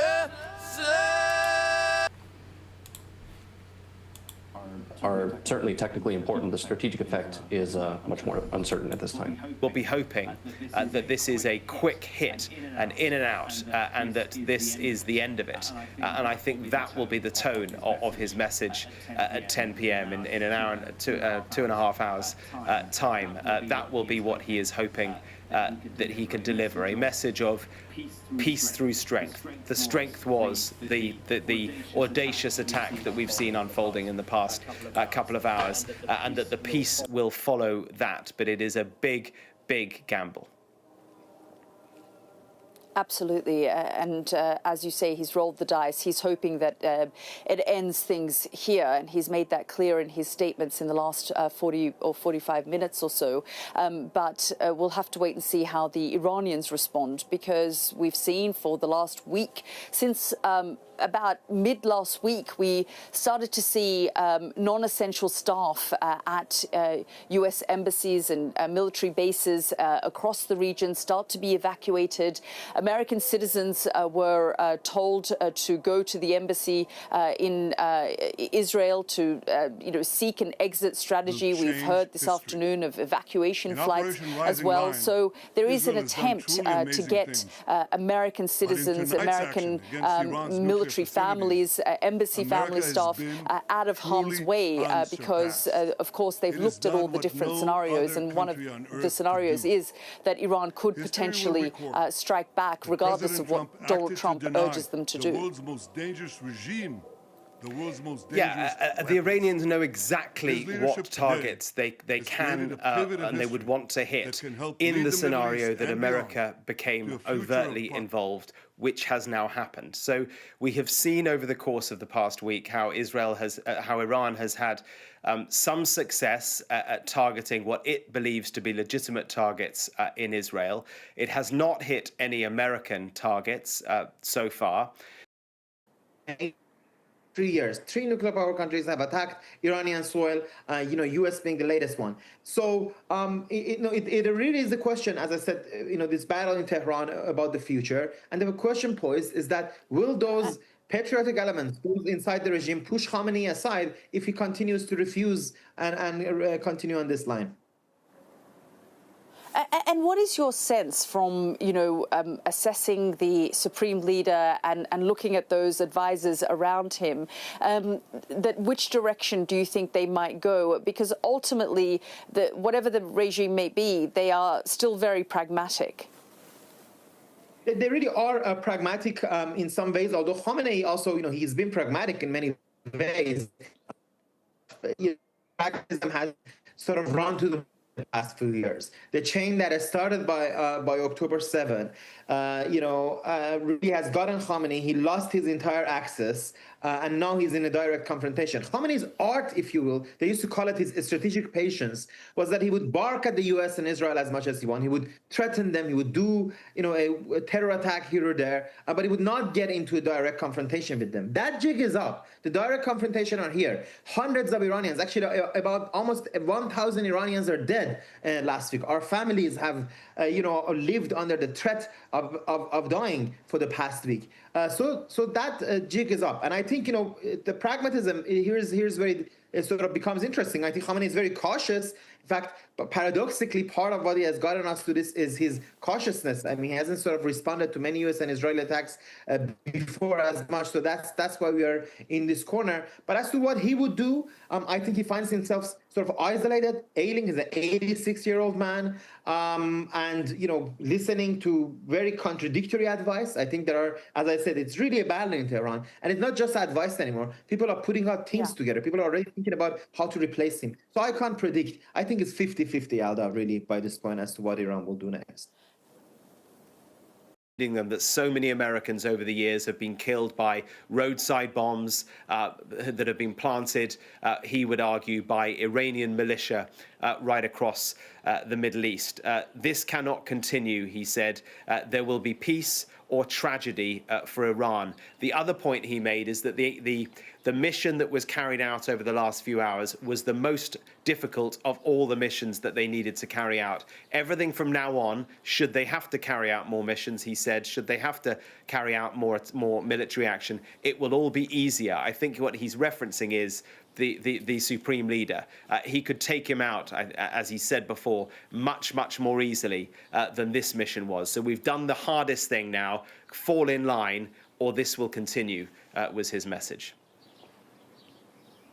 Yeah, very much sending a clear warning to Iran that there are two options here, the diplomacy and the path of peace, or if the situation escalates and there are attempts to hit military bases. And we're just speaking to Stuart Ramsey there in Iraq, which is on high alert like the rest of this region, that the Americans have the capability and the will to strike again. I thought it was interesting also that he talked about that military commander Qasem Soleimani, who Donald Trump took out when he served in his first term in 2018. And he talked about the fact that he'd made a decision long ago to prevent Iran from not just acquiring nuclear weapons, but from using its proxies in the region, from targeting Americans, and as you say, reminding Americans that this is not just a fight for Israel and a war that is happening in the Middle East, but this is the reason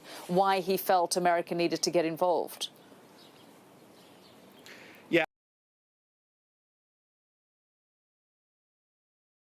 That it just rumbles on and grows and gets worse later on. But I suppose we'll just wait to see what the Iranian reaction is to what has happened overnight. I think they're going to attack.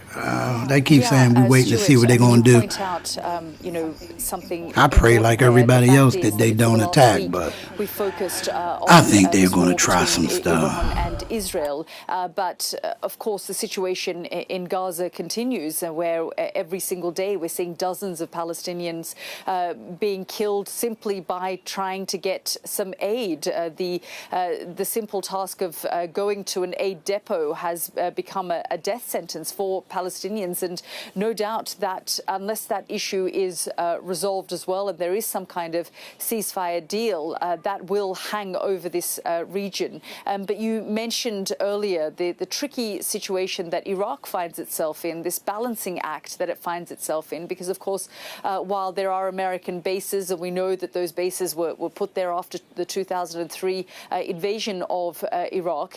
Iraq also shares a close relationship with Iran as well. So the government there is again in a very precarious situation, as it's found itself over the years many, many times, in trying to balance the relationship between the two. Yeah, well, firstly, let's go back to that whole issue with Gaza and what's happening in the West Bank. While all of this has been going on with Iran, things have not got any better there. And that is a big issue throughout the whole of the Middle East, the Gulf states, Saudi Arabia, Iraq as well. Because people here are genuinely unhappy about what is happening. So any sort of diplomatic negotiations that take place as a result of what has happened in Iran will continue to be overshadowed by what is happening in Gaza. So there's a lot of pressure here from people who don't like Iran but don't like what is happening in Gaza particularly. And it is worth remembering that an awful lot of the Arab countries see Iran as a big problem, that it is the one that causes great issues within the whole of the region. They don't like Israel particularly, but they don't like Iran much either. So that is a big issue for them. And you're absolutely right. Iraq is in this incredible position, really, whereby it's both naturally close to Iran, but actually has to keep the Americans on board. Now, there was a piece, something I was mentioning earlier, which I want to go back to, is about Islamic State. The American soldiers who are here and the various coalitions forces that assist them are here to stop Islamic State coming back.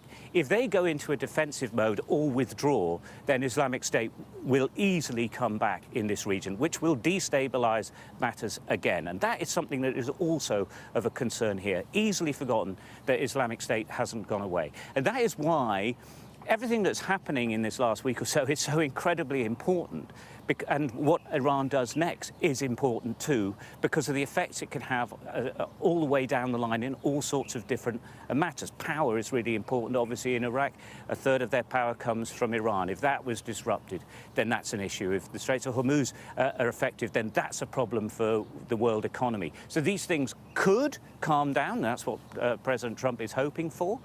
But they could get an awful lot worse, and we really don't know, and that's why it's so important to hear what Iran says. Now, obviously, we know in the past Iran has made all sorts of noises about death and destruction for everyone, and it will escalate matters. Well, it will, or potentially it will, but it doesn't necessarily mean that they have the ability to do so on their own. But don't forget, you've got Russia who didn't want this to happen. They were saying that there was nothing to indicate to them that weapons-grade uranium was about to be produced and a nuclear weapon was about to follow. So they've been against this from the beginning. We haven't heard an awful lot from China, but their natural inclination will be to support the Iranian position as well.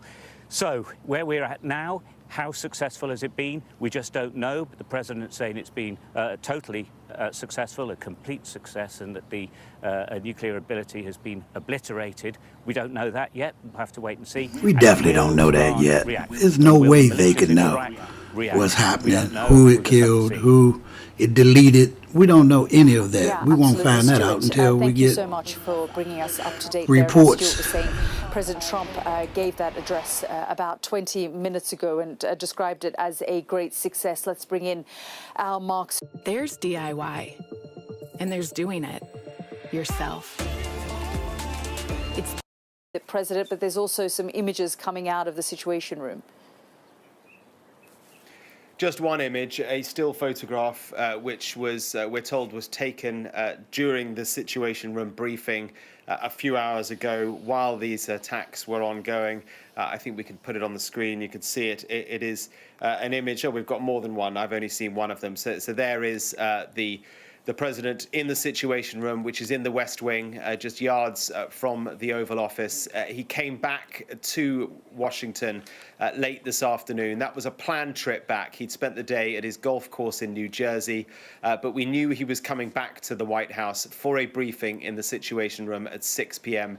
This evening. But at that stage, of course, we did not know that that would be a briefing at which So you played golf all day, then came back to the White House and bombed another country. country. So there, the president on the left.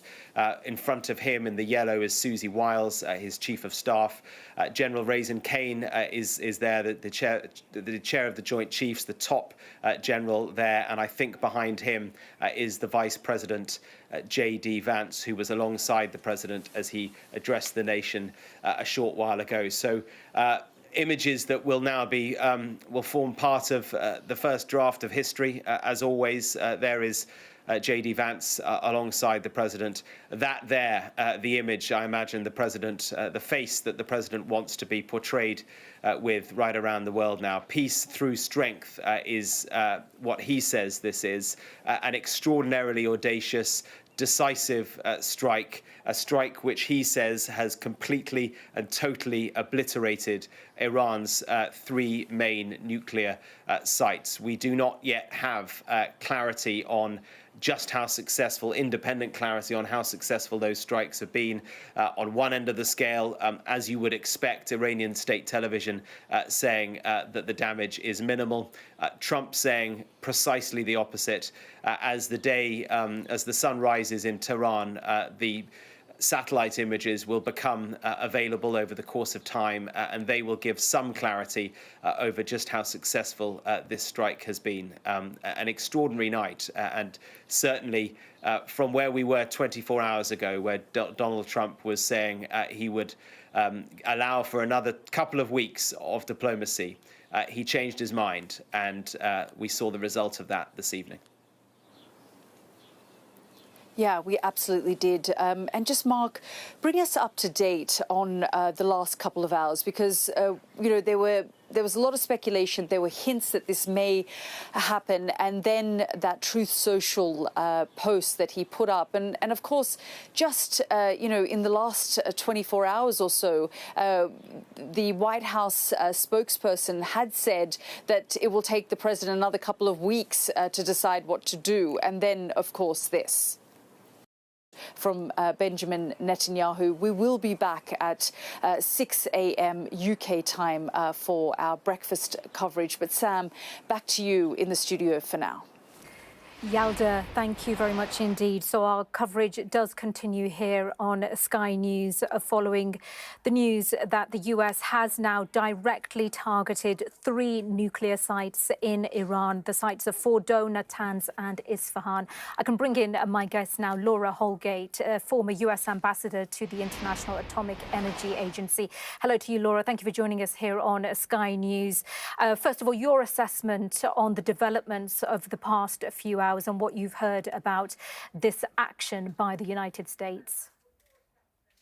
Well, I think it's clear that there's been some very significant damage done to the site, but we're going to need to wait to see exactly what the impact of that damage is going to be. The material that was at the site is not very radioactive, and it was almost certainly fully contained in any kind of collapse that would have come from the massive ordnance that has been dropped there. And so there's really no radiological concern, and I can't imagine that any humans would have survived in there. So the toxicity of the enriched uranium gas that we've all been talking about is also probably contained by this kind of an attack. But we'll have to wait and see what the actual damage assessment is. The other 2 sites that were attacked had already been attacked 1 or 2 times by the Israelis. So very little left there, frankly, on the nuclear side to additionally attack. But once again, we'll have to wait and see what the damage assessment is. Well, the Israelis had particularly asked the US for help in targeting the Fordow facility in particular, that deep underground bunker-busting bomb that they needed. How important was that facility to Iran's enrichment program? Well, it was important in that it was so hard to attack, and it might have been the component that might have been preserved if the U.S. had not joined, or if there hadn't been further very extensive attacks by Israel using their own capabilities.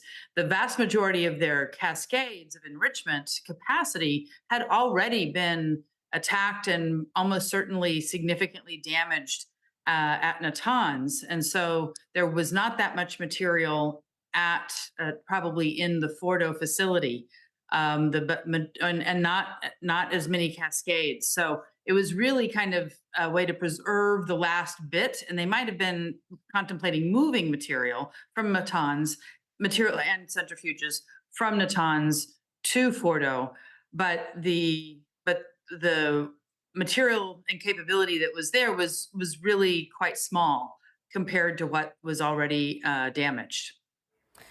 Well, Donald Trump himself has described it as a spectacular military success. In your view, was this the right move by the Trump administration? Well, I think the question is really, what does this do about Iran's, to affect Iran's judgment of whether they need a nuclear weapon? Every evidence supports that they had not yet made a decision to proceed to a nuclear weapon. Even though they had material that could very quickly have been enriched to weapons level, it was still going to take some time to actually create a weapon itself, to turn that material into a form that could be used in a weapon, from a gas to a metal, and so on. But the regime had not yet decided to go for a nuclear weapon, as far as the latest intelligence suggested. So Everybody keeps saying that they were years away from any type of nuclear weapon. We just spent 4. I see some reports where it says 4. I see some reports where it says 6. Each of these bunker busters, $500 million. If we used 4, that is $2 billion. We use 6, that's that's $3 billion that we just spent. And according to what ma'am is saying right now, that one of those places were already hit several times by Israel. So it's probably was minimum material left there. And we just sent a $500 million bomb. I mean, I don't want to say like the money. I'm not saying it as if like it's our money or whatever. It's taxpayers' money. But I'm just saying that that's how huge this bomb was. And we just spent all that money. Like you put it on playing, chess or something, or you playing roulettes and you put $500 million on black. You know what I'm saying? And you're not even sure if it's going to hit black. It's a 50-50 chance. And we just spent all that money without knowing directly what type of damage we done. We have to wait until morning time so that we can wait for the satellite pictures. Suppose they took a giant tarp and they cover the area, and then we can't even see what damage we've done. But we just sent these giant bombs there. I mean, I feel like we're rushing into something. Something is going on. Like I say, something is not adding up. My brain is not braining it. Well, the question is, what do the Iranians learn from this? Do they learn that they, in fact, do need a nuclear capacity to deter Israel in the future? Or do they learn that this is the end of their ambiguous nuclear program, intentionally ambiguous nuclear program, and that the world is not prepared to accept their kind of brinksmanship on will they or won't they with a nominally civilian program? Well, Iran's Atomic Energy Organization has said that this is a breach of international law. What's your view on that? Well, there's a lot of different laws and a lot of different ways in which those laws apply to certain countries. The primary international law regarding attacks on nuclear facilities is the second protocol to the Geneva protocols, to the Geneva Convention that sets out the laws of war. The U.S. is not a party to that second protocol, which is where the prohibition on nuclear sites, attacks on nuclear sites, is found. Other countries are also not members of that. Russia is not a member of that. Has not ratified, does not abide by that protocol. So it very much depends on what is the law that applies to the countries at issue. Well, Iran's foreign minister had a few days ago said that if there had been any U.S. direct involvement it would be a very, very dangerous situation going forward. The Iranians had remained defiant, saying that they would retaliate. Where do you think this leaves Iran now and their capability to potentially hit back? Well, there's certainly a number of U.S. targets in the region. The U.S. government seems to have been taking steps to limit the vulnerability of those targets, evacuating some non-essential personnel and so on. And it's also clear that Iran's own capabilities to strike have been significantly degraded over the last year.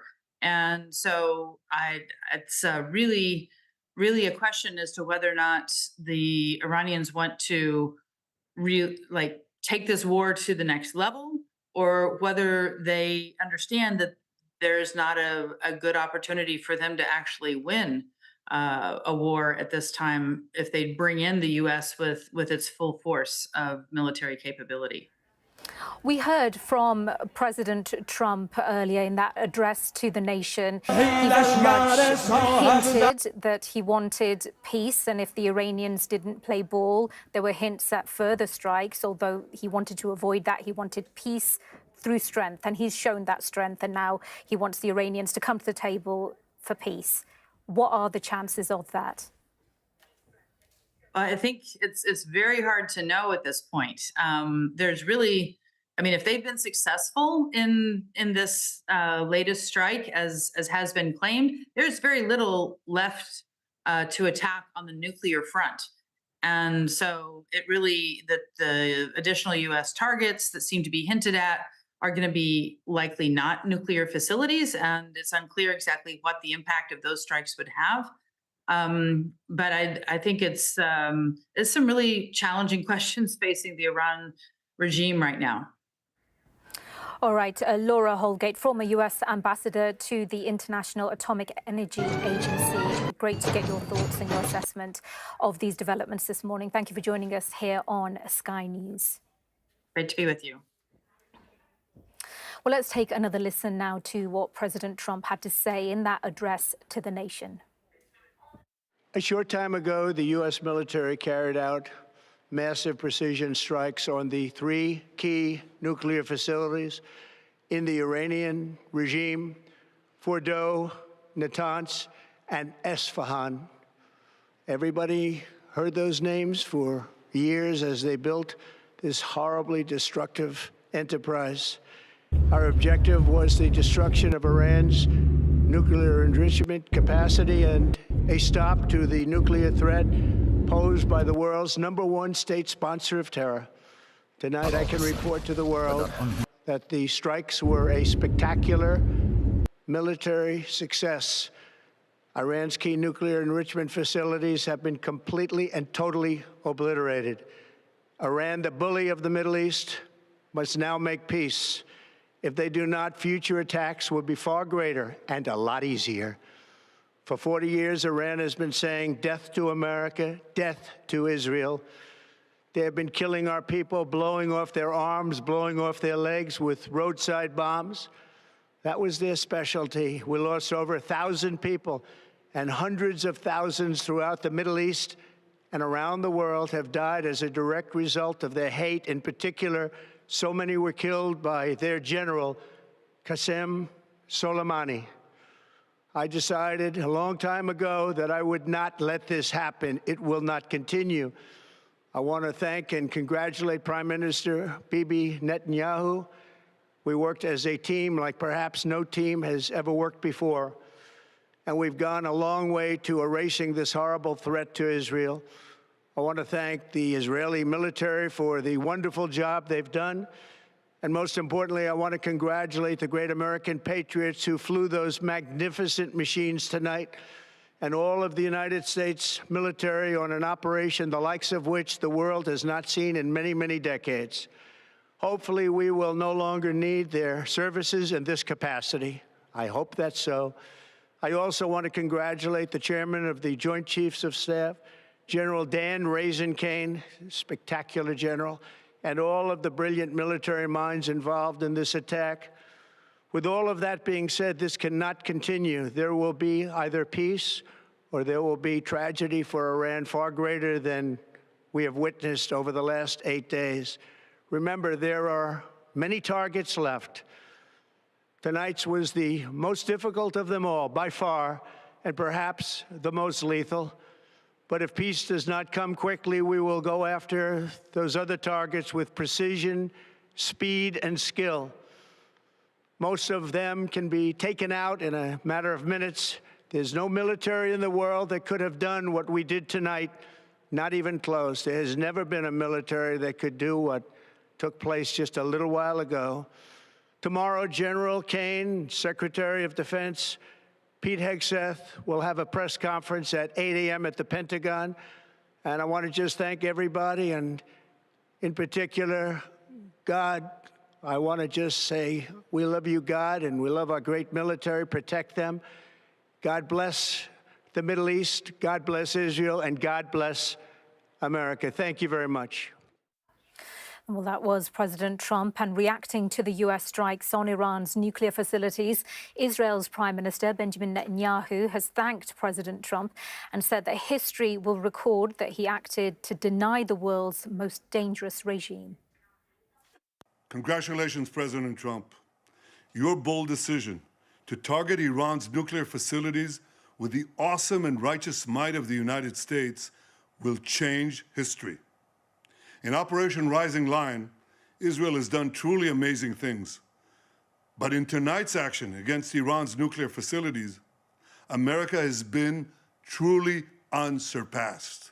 It has done what no other country on earth could do. History will record that President Trump acted to deny the world's most dangerous regime the world's most dangerous weapons. His leadership today has created a pivot of history that can help lead the Middle East and beyond to a future of prosperity and peace. President Trump and I often say, peace through strength. First comes strength, then comes peace. And tonight, President Trump and the United States acted with a lot of strength. President Trump, I thank you. The people of Israel thank you. The forces of civilization thank you. God bless America. God bless Israel. And may God bless our unshakable alliance, our unbreakable faith. Man, Israel's Prime Minister. Man, a lot of God bless yous, and we in war. I don't know what kind of God bless yous you get during wartime. It doesn't make sense. It's like an oxymoron or something. Whatever you drive, insane. However you drive, Amsoil special fight a war engineers and kill all these people. We talking about God bless. Okay. His leadership today has created a pivot of history that can help lead the Middle East and beyond to a future of prosperity and peace. President Trump and I often say, peace through strength. First comes strength, then comes peace. And tonight, President Trump and the United States acted with a lot of strength. President Trump, I thank you. The people of Israel thank you. The forces of civilization thank you. God bless America. God bless Israel. And may God bless our unshakable alliance, our unbreakable faith. Congratulations, President Trump. Your bold decision to target Iran's nuclear facilities with the awesome and righteous might of the United States will change history. In Operation Rising Lion, Israel has done truly amazing things. And check this out. Let's see what it's like on the other side, what they talking about.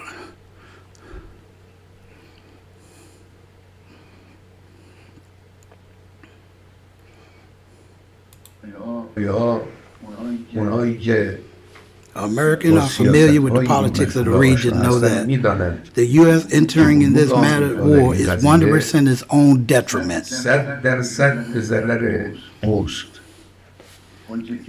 The damage it will suffer will be far greater than any harm that Iran may encounter. the harm the U.S. will suffer if they enter this conflict militarily will definitely be irreparable. Don't sound like they taking it hands down. The Zionist regiment has made a big mistake and committed a reckless act. By God's grace, the consequences of this will bring the regiment to ruin. What the hell? What the hell did we get into? زبان به تهدید گشود.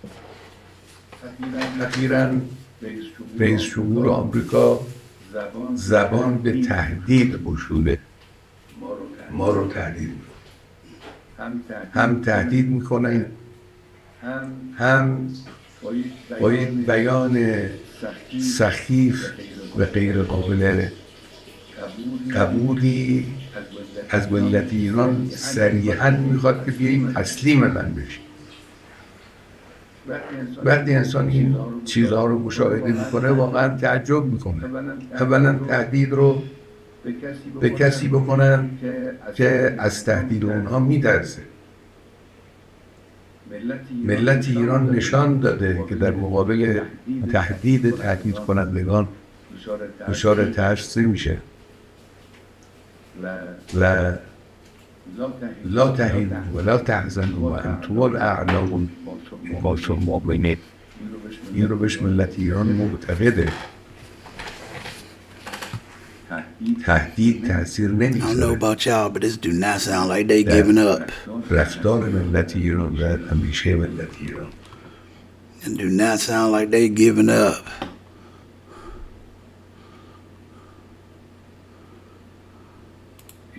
اشتباه بزرگی کرده. Great mistake, committed serious crimes. I think that was the same one we already saw. باید این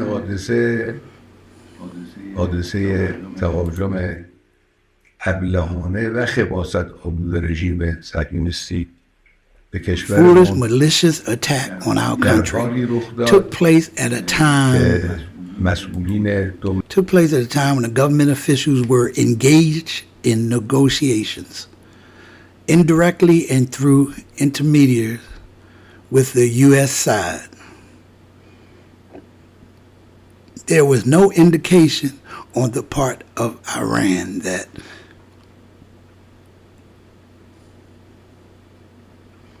signaled a military move or a sudden harsh move.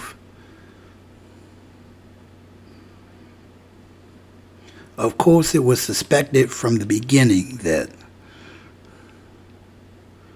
the United States was involved in a malicious move carried out by the Zionist regiment. But considering their recent remarks, this suspicion is growing stronger day by day. See, that's what the other side is thinking. That's what they're feeling. No nation will not copulate. Not copulate with anyone in the face of coercion.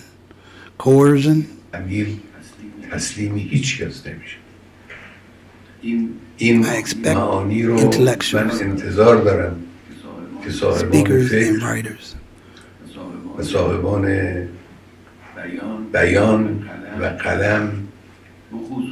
especially those who have influence on global public opinion, to express, explain, and clarify these concepts for their audiences. They must not allow the enemy to distort the truth. I don't know what the truth is with their deceptive propaganda. Oh, man. مطلب اولی که مایلم عرض کنم in praise of the behavior of our dear nation in this situation. That the enemies have recently brought upon this country.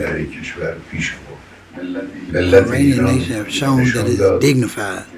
You can't be dignified supporting terrorist type stuff, وقت شناس and able to correctly assess the این situation. حرکت Great movement عظیمی that که the مردم people در روز جشن قدیر نشان دادن به دنیا، حرکت عظیمی بود. اجتماعات مردم، راهپیمایی‌های مردم در همین چند روز در نماز جمعه ها، حضورشون بعد از نماز، راهپیماییشون، همه اینها نشان دهنده رشد ملت ایران و قوام عقلانیت و معنویت همراه با شجاعت و وقت شناسی در ملت عزیزمون هست. خدا However you book, first check Kayak to find great deals and filter out flights you maybe don't want, like ones with layovers. It's like the United States can't get a break, man. Every time we look up, we in something. Goodness gracious. Guys, hold on. But that has now been attacked multiple times by Israel.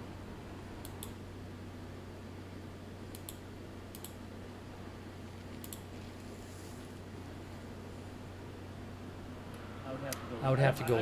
I would have to go look at. Yes. These are all cranes because I'm looking at. That's cranes. 1 hour and 19 minutes.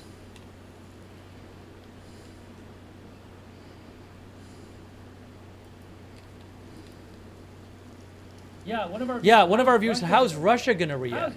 How's everybody going to react?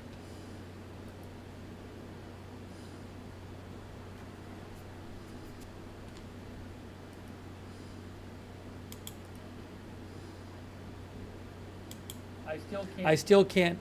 Oh, True Social is now working again for me. President Trump reposted a post 36. I know a bunch of you know this. President Trump reposted a post 36 minutes ago from somebody else that just said Fordo is gone. So he reposted that, and he posted here. You can see, I will be giving an address to the nation at 10 p.m. at the White House regarding our very successful military operation in Iran. This is an historic moment. Quickly, we will go after those. One of our viewers says Iran can come to the negotiating table. I don't know if, though, the Iranian leadership would feel like just going to the negotiating. Let's see what's going on. Iranian missiles rain down on the U.S. base. With terrifying precision, a new generation of maneuverable warheads slips past American Patriot interceptors. In just 20 minutes, the devastation is staggering. Over $500 million worth of F-35s and advanced U.S. combat jets are reduced to smoking wreckage. And if you think the scenario is purely fictional, then you don't know how close to full-blown war we currently are. For 2 months, the U.S. has been strengthening its forces in the Middle East. At Diego Garcia, deep in the Indian Ocean, sit 6 B-2 Spirit bombers, America's most cutting-edge operational aircraft, and the only one slated to carry the GBU-57 bomb. These aircraft, and the 2 GBU-57s that each one carries, are a critical threat to Iran because of their ability to evade air defenses and destroy deeply buried underground military structures. But the U.S. also has sent dozens of F-35s and other combat aircraft, including F-15s, F-16s, and A-10s to the region. This is not a part of our fictional scenario. This is currently underway and preparing the way for a major strike against Iran. But Iran won't take it sitting down, and as advanced as America's air power is, it's completely helpless on the ground. Setting the stage to the conflict is simmering tensions between Iran and the United States. One of the first acts of the new American administration was to put maximum pressure on Iran. The president is seeking a new deal with Iran to ensure that it doesn't become a nuclear power. The only problem is, Iran refuses to negotiate with the White House, and from their point of view, why should they? America has proven that its word is worthless. It previously signed a deal with Iran to loosen sanctions in exchange for giving up its nuclear ambitions. Then, a few years later, despite being in full compliance, the deal was torn up.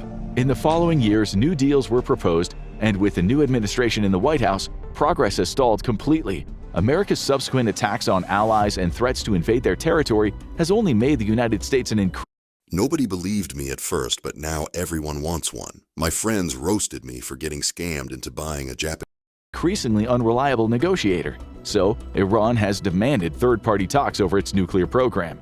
The reason for this is that if it can get a third party, like Qatar or the UAE, to mediate talks, well, then they'll become politically invested. Another betrayal by America will have political ramifications for the third nation as well. It's a strategic move to ensure the U.S. keeps its promises, especially now that its reputation on the global stage has taken a hit. For Washington, though, this seems like an insult, and so talks are currently being refused. Instead, the U.S. president has ordered a massive military buildup in anticipation of military action against Iran. In response, all of America's Middle Eastern allies and partners, save for Israel, have shut down their airspace to U.S. combat aircraft, limiting the routes by which U.S. warplanes could approach Iran.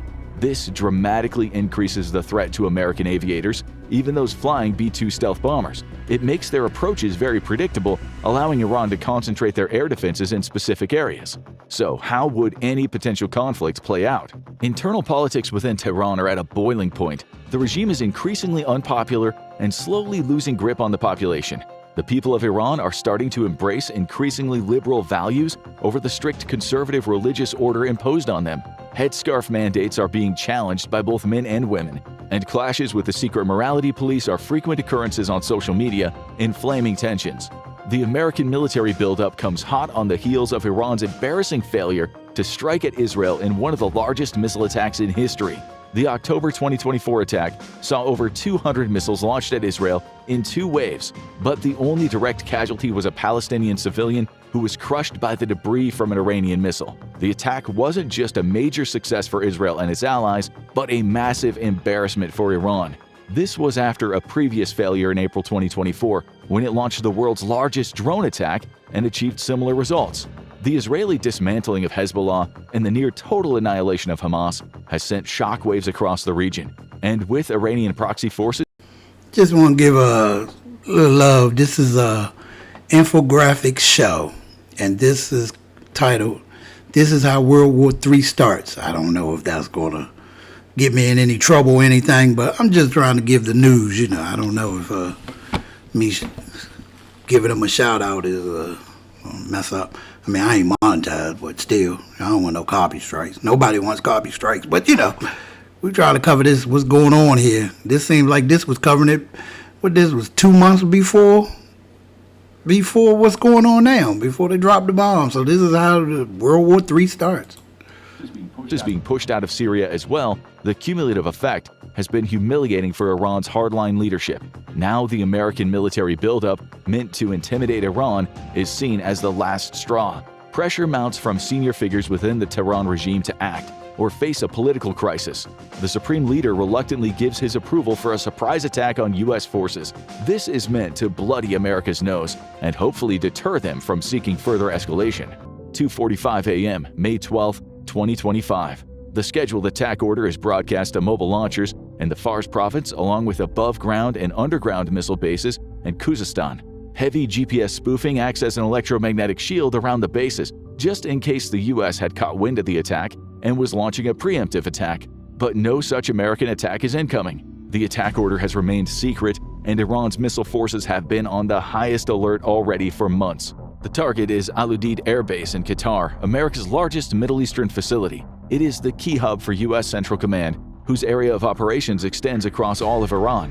The goal is to destroy the base's runways and adjoining runway infrastructure directly supporting air operations.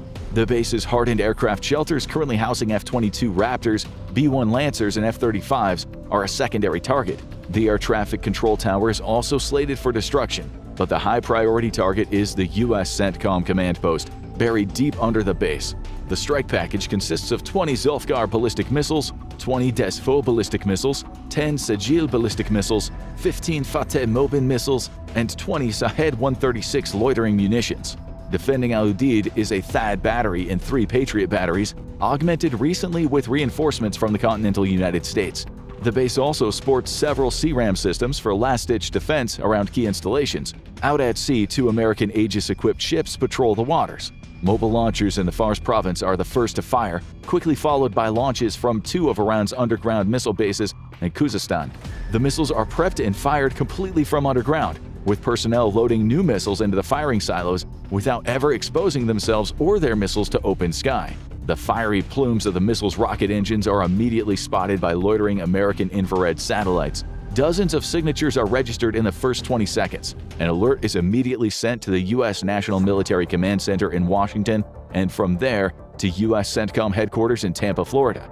The alert is then forwarded to Al Udeid and all regional American military bases, even as far south as Diego Garcia. Within seconds of the first wave of missiles firing, 3 small civilian ships just off the shore of Qatar began firing missiles of their own. These are Iran's Fateh Mobin, 29.5 feet long infrared homing missiles that can be used to attack land targets or in the anti-ship role. They're also small enough to be loaded into cargo containers and disguised as regular cargo, giving them a huge element of surprise. The Fateh Mobin are targeting the American air defense radars and satellite dishes, hoping to blind the U.S. defense against the rest of the incoming missiles. Also lifting off from civilian ships just off the coast is a swarm of drones. Some of these are small drones that'll be used to monitor the attack and feed back intelligence to Iranian military commanders.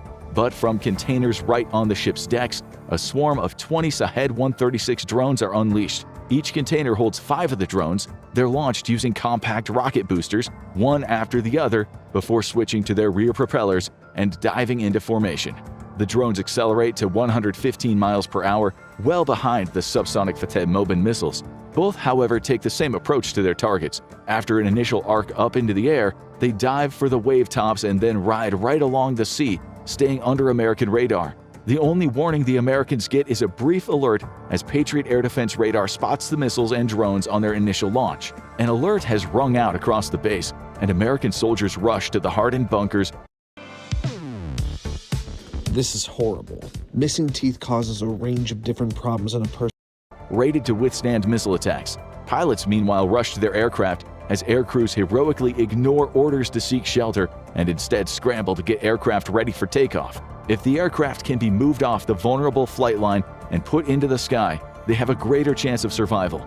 The Iranians choose an opportune time to strike. The hardened shelters are filled to capacity, leaving many American planes sitting out in the open. As the Fateh Mobin missiles approach at almost supersonic speed, air defense radar begins to track them. For the first phase of their attack, they've hidden below the horizon thanks to the curvature of the Earth. But as they get closer, they lose that cover and are spotted. However, they've managed to come to within just a few dozen miles by now, and they're moving just shy of the speed of sound. Patriot interceptors fire off, but there's no time for a second volley. Of the 15 incoming missiles, 9 are destroyed by Patriot interceptors. CRAM stations light up the sky as the missiles slip inside of the Patriots' engagement envelope, shooting out tungsten into the sky at a fearsome rate. The sky lights up with laser-like fire from their tracers, and 3 more explosions light up the dark as the CRAMs strike true. But 3 of the missiles slip past U.S. defenses. Using AI, they designate themselves to priority targets. 2 missiles slam straight into the air traffic control tower, destroying it completely. The 3rd missile homes in on a Patriot radar and knocks it out of the fight. Iran was hoping for greater success from the first wave of the surprise attack, but the destruction of the air traffic control tower will seriously hamper American efforts to coordinate air operations. And while the base has multiple air defense radars to protect it, knocking one offline will put a dent in the U.S.'s ability to defend against the rest of the incoming threats. The Sajil missiles arrive next, moving at hypersonic speeds as they drop down on the base from an extremely high apogee. Patriot interceptors fire off, but the missiles are moving fast. 8 out of the 10 missiles are destroyed. The other 2 strike a fuel tank in one of the hardened shelters, destroying the F-22 inside. The depot explodes, setting off a fire that threatens to spread to adjoining fuel tanks. Despite the still ongoing strikes, firefighting forces brave the onslaught to attempt to avert a full-blown catastrophe. Out at sea, thanks to networked defenses, the Navy's 2 Aegis-equipped vessels begin lending their own support to the base's defense. The Shahed drones are targeted and destroyed. Only 2 of them manage to slip through. Meanwhile, the rest of Iran's missiles are arriving in numbers, greeted high in the atmosphere by American interceptors. A fireworks show results as missiles and interceptors collide at hypersonic speeds, the debris itself becoming deadly to anyone caught out in the open as it spreads out over several square miles. Another 2 hardened aircraft shelters are struck, and multiple F-35s are caught on the flight line and destroyed. The Shahed drones that survive to arrive at the base find the CRAM systems to be out of ammunition and dip low to strike at exposed aircraft. The entire attack is over in less than half an hour. Most of Iran's weapons have been intercepted, and yet the U.S. has already lost nearly $500 million in aircraft alone. Damage to the base will mount to several $billion. It'll take days for basic operations to begin again and weeks for normal operations to resume. One American pilot is killed along with several ground crew, and dozens of Americans suffer traumatic brain injuries from the shock of the explosions. The debris kills one civilian outside of the base and wounds several others, causing outrage from Qatar.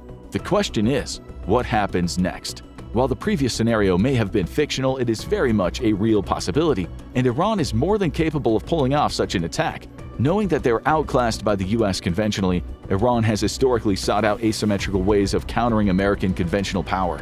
The use of a large missile force and drones is one of those ways, with some small enough to be camouflaged as civilian containers, just for such a surprise attack. Currently, America's options for attacking Iran are limited. Despite all its power, the U.S. very much needs the support of allies and partners, and at the moment it is not getting it. Nations like Jordan and Saudi Arabia may not be friends of Tehran, but they also don't want to see a regional war in their own backyard. The collateral damage and resulting refugee crisis is enough to deter those nations from greenlighting a U.S. attack on Iran. This is why their airspace remains closed to any American warplane on its way to Iran. This is a big problem for American war planners, because Iran has a formidable air defense capability. The nation suffers from a mix of old and new technology, but it still presents a significant threat to U.S. planes carrying out an attack, especially when their avenues of approach to their target are limited and thus well known. With enough air search radars in one location, even the stealthy B-2 is bound to be spotted. And this is why a successful B-2 mission requires very careful planning around enemy air defenses rather than straight through them. A land war is out of the question, as the U.S. has no desire to get involved in another land war in the Middle East so soon. Iran's 610,000 active-duty troops also poses a significant challenge, mostly because they can do something that Iraq's military couldn't do when it faced a U.S. threat twice in its history: strike directly at American staging areas. Iran was a keen observer of the First Gulf War and the Second Invasion of Iraq, learning valuable lessons about how to defend against the American military. Chief amongst those lessons is that under no circumstances can you allow the U.S. to stage its forces prior to an invasion. Once the U.S. troops arrive in theater in large numbers, it's impossible to remove them. Thus, Iran invested heavily into its massive missile programs, giving it the ability to strike at all possible staging areas that the U.S. could use in an invasion of Iran. It doesn't matter how much stronger the U.S. military is. Superiority means nothing if you can't even get your troops into the fight. America's options are thus limited in a war with Iran to the use of air and missile strikes. These are unlikely to achieve the U.S.'s goal of either a regime change or a course correction on both nuclear and missile programs. Yet the Iranian regime faces one key weakness it didn't before. The Iranian people are growing increasingly tired of the regime, and they could become susceptible to U.S. psychological warfare and influence operations. America's strategy to defeat Iran would thus likely revolve around the destruction of military targets and power plants in the country, neutralizing military power, but also destroying the means to produce electricity.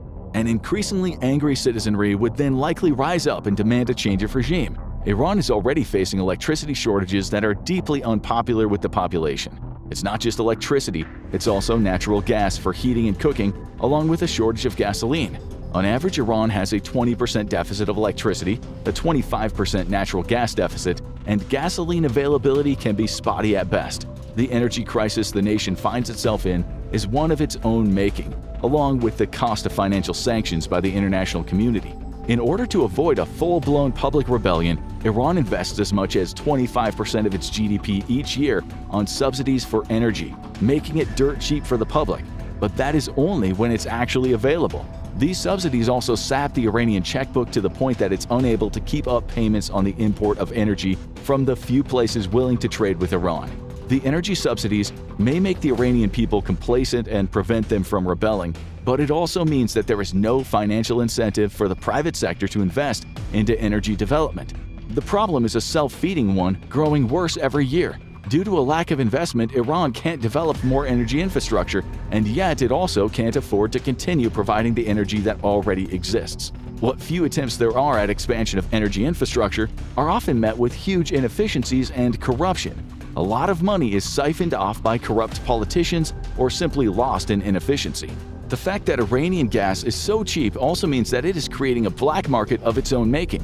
It can be very profitable for enterprising Iranians to simply smuggle a significant amount of gasoline out of the country to sell to neighbors, decreasing available supply inside Iran itself. And then there's Iran's poor foreign policy decisions. For almost a decade, Iran provided Syria with up to 100,000 barrels of oil a day completely for free, even as its own citizens were experiencing gasoline shortages. The charity was at the time supporting Iranian interests inside Syria, but with the collapse of the national government there and the ousting of Iranian proxies, the energy investment is now a decade-long foible with no payoff. The energy crisis spirals into other areas of the Iranian economy, increasing prices everywhere from construction to food and limiting economic activity. Iran is basically a pressure cooker that's about ready to explode. A single successful American military campaign against the regime that avoids heavy civilian casualties could be all that is needed for a major regime change in the country. And that's why Iran has taken its own defense so seriously despite all of its budget problems. Without the help of allies and partners in the region, the US may be able to topple the Tehran regime, but at significant cost to itself. An America First policy that ignores allies has turned what should be an easy tactical victory into a potential minefield of consequences for the US and the region at large. What do you think would be the biggest risk if the US and Iran actually went to war? Would it stay regional? Or I guess we don't have to. Much bigger? We don't have to ask about that concept now because we in the war. And again, this is from Infographics Show. This is pretty cool. I appreciate it. Using your video. So, yeah, you're asking the question, what would we do if we in the war? Well, we in the war now. So, I mean, what can we say about it? Yeah, this is more updated stuff. This on TikTok. It says, breaking news. It says the Iran's supreme leader has issued a serious warning declaring that America should expect greater damage and heavier blows than ever before. See, look at that. We're about to get in some bull crap.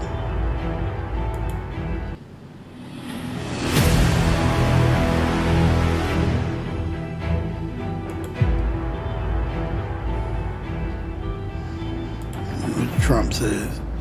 Any retaliation by Iran against the United States of America would be met with force far greater than what was witnessed tonight. Thank you. Donald J. Trump, President of the United States. What is it? Did he thank himself? No, I don't understand that. Oh, what is people saying? People are loving it. What are they doing?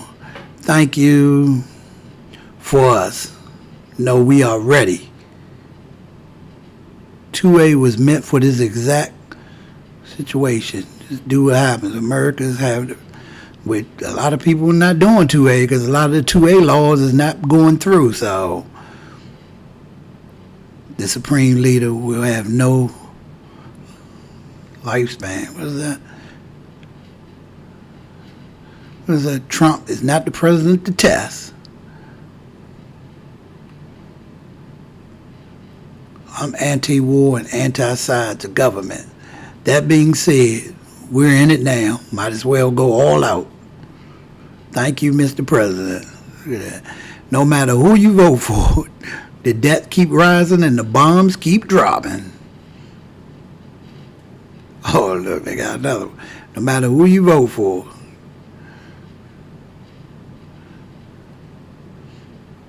I need to figure out how can I blow this thing up? I can barely see the answers. Let me see. You're a fool. Nuclear war. Iran was a growing threat. It's been growing since the 80s. Yeah, right? Because they say, oh, they got a poll and they say again, if any American dies, this is on Donald Trump. Agree or disagree? 2,900 votes. Let's see. Oh, 57% says disagree. If any American dies, this is not Donald Trump's fault. Say the United States thinks it can go bomb another country and not have any retaliation. Oh boy. Do Israelis support the attack on Iran at this time? Overall, most Israelis, 70% support it. Most Jewish Israelis, 82%. Most Arab Israelis, 65% oppose. Iran has every right to fight back. You don't bomb a Soviet nation that hasn't attacked you and expect nothing to happen. Whatever happens is America is well deserved. Oh, that's not good. America don't rise by cowering to tyrants. Yeah, but they're not our tyrants. Look at that, boy. That probably was made with Grok. Boy, it is quick. Isn't that for you? Fair enough. Enjoy.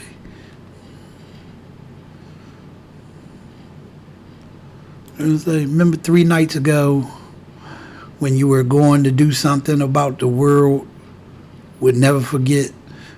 This isn't breaking. This is Islamic terror. Few nations doing what they do.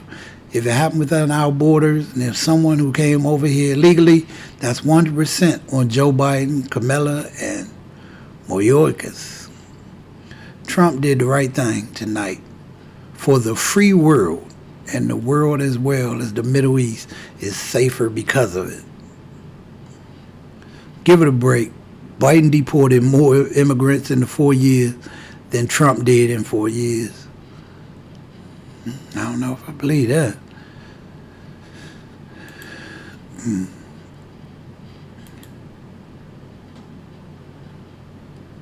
What is it? Delivery for the Supreme Leader.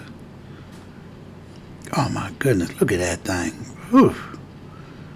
All them little rockets on it. Yeah, I guess we get to show off all that military equipment. Maybe it was good they had that military march now, because all that equipment get to show itself one more time before it's being used for this proxy war. Somebody said, everyone look out, sticks and stones are about to be thrown.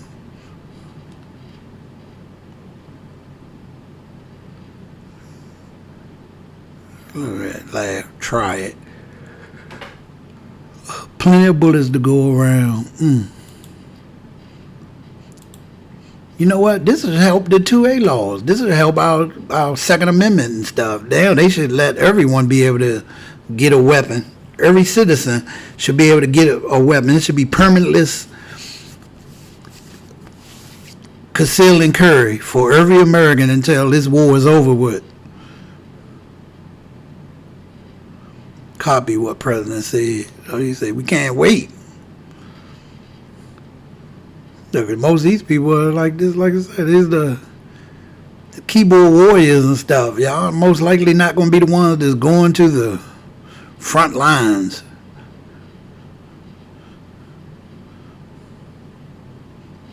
Okay. Please, they knew they was going to do it. Stop. Okay.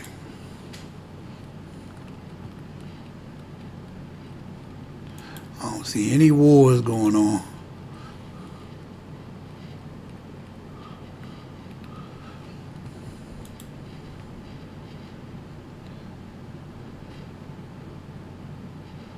The U.S. Senate. Oh, let's see what Fetterman said. As I've long maintained, this was the correct move by POTUS. Iran is the world's leading sponsor of terrorism and cannot have nuclear capabilities. Senator John Fetterman, he better be careful with that. Remember a little while ago, they were trying to oust him out because they were saying that they didn't feel like he was capable of doing his job, like he was having mental issues. Somebody said, fight your own effing war. Nukes ETF.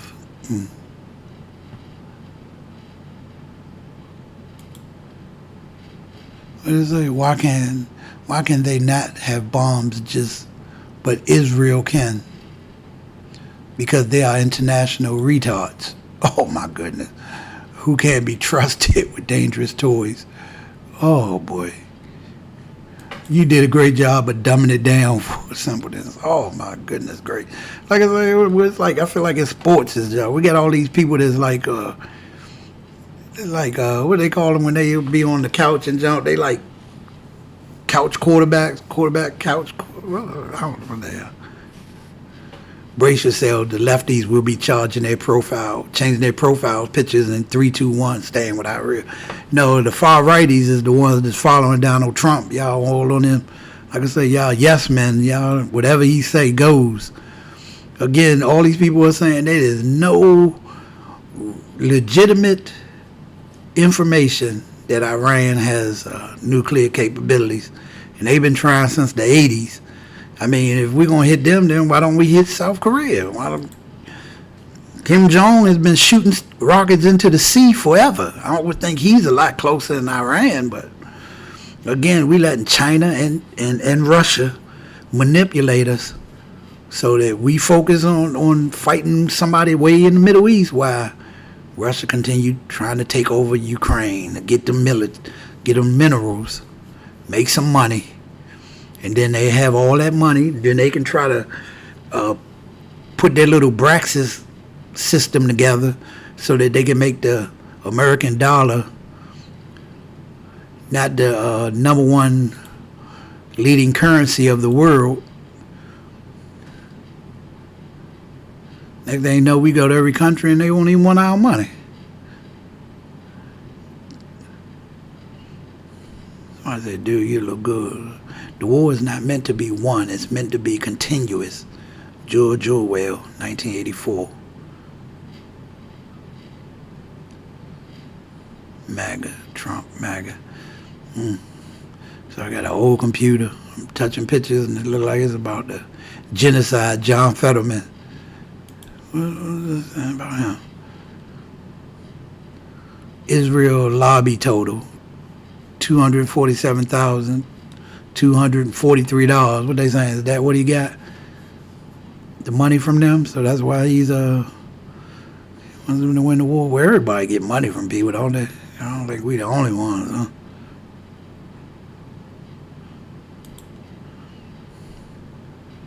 Trump strike. Another war. Well, I'm sure there'll be a lot of talk tomorrow where everybody be trying to figure it out. I'm sure Fox and them will be trying to. He's a warmonger, not a peacemaker. I never thought Fetterman would end up being the smartest man in the Democratic Party. We are with you. God and country. How y'all keep putting God and stuff? We in war. I say you God because you hoping you don't get shot. One of your arms or something get blown off because of some landmine.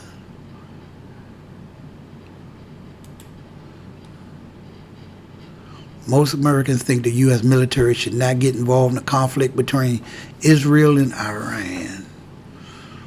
Let me see.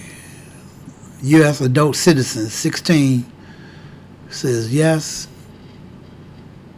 24 not sure.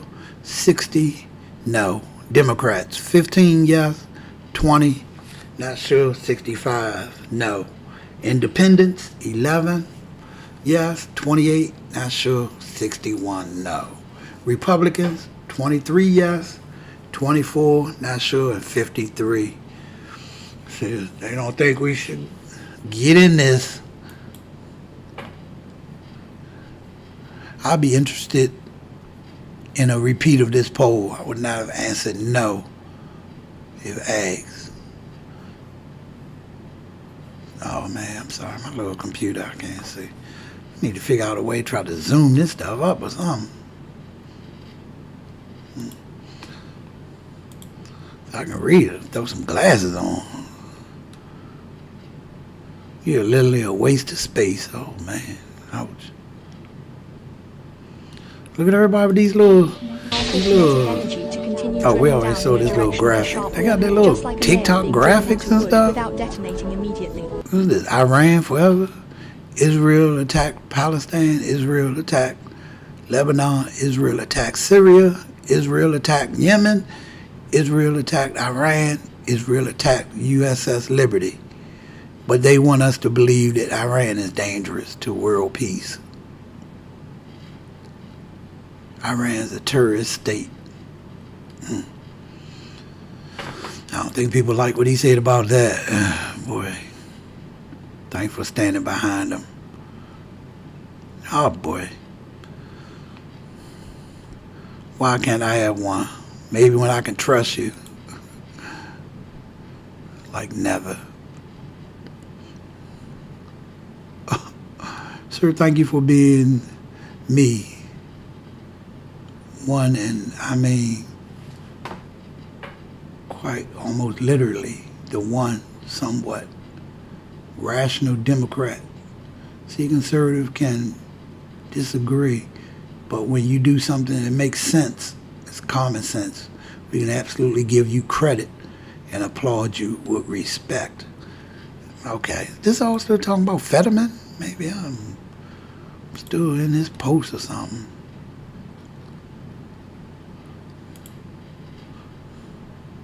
Okay. Oh, look at that picture. Oh, boy.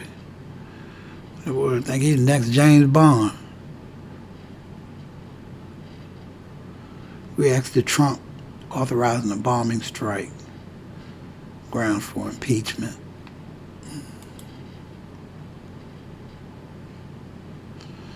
All right. Right. I appreciate everybody that came through tonight. I appreciate you all. This is tonight. Also Isfahan, as well as Natanz. Natanz had another underground facility. Remember, before Fordo was built in 2006, Natanz had been the main enrichment site.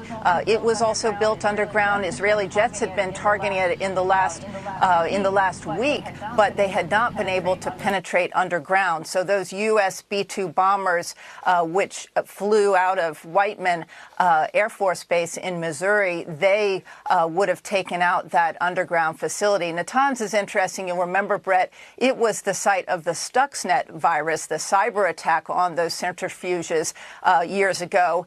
But again, it was back up and running. And what is surprising, I think, tonight is that the president announced that it was not one site, but 3 underground sites and sites inside Iran's nuclear program that were struck by the U.S. Air Force tonight. Yeah, and it is something. We'll go back to that Truth Social, and eventually, Control Room, if we can put it up there just so that everybody can see it on the screen. The fact that this, first of all, this announcement comes from Truth Social. This is a president who has put out a lot of announcements, big announcements through Truth Social, and this is the biggest of them, probably his biggest decision. The very successful attack on 3 nuclear sites, as you said, Fordo, Natanz, and Isfahan, getting very specific there. And the payload, he says a full payload of bombs dropped on the primary site, Fordo. That suggests, Jennifer, as we had been saying for many days, that they may have made several passes at Fordo, considering that the experts were saying that just one probably wouldn't have gotten to the heart of. All right, folks, I appreciate you for sticking with me tonight. I thank you. This is Righties Rage, and yes, we are at war. The United States is at war.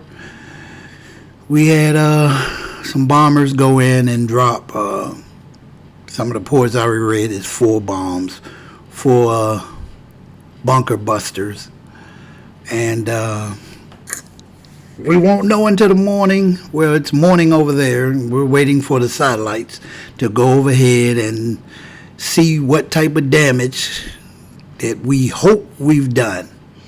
And with some of the reports I've said, it looks like Iran is not giving up the way we thought they was, and the supreme leader, as they call it, is saying that they will retaliate in America, and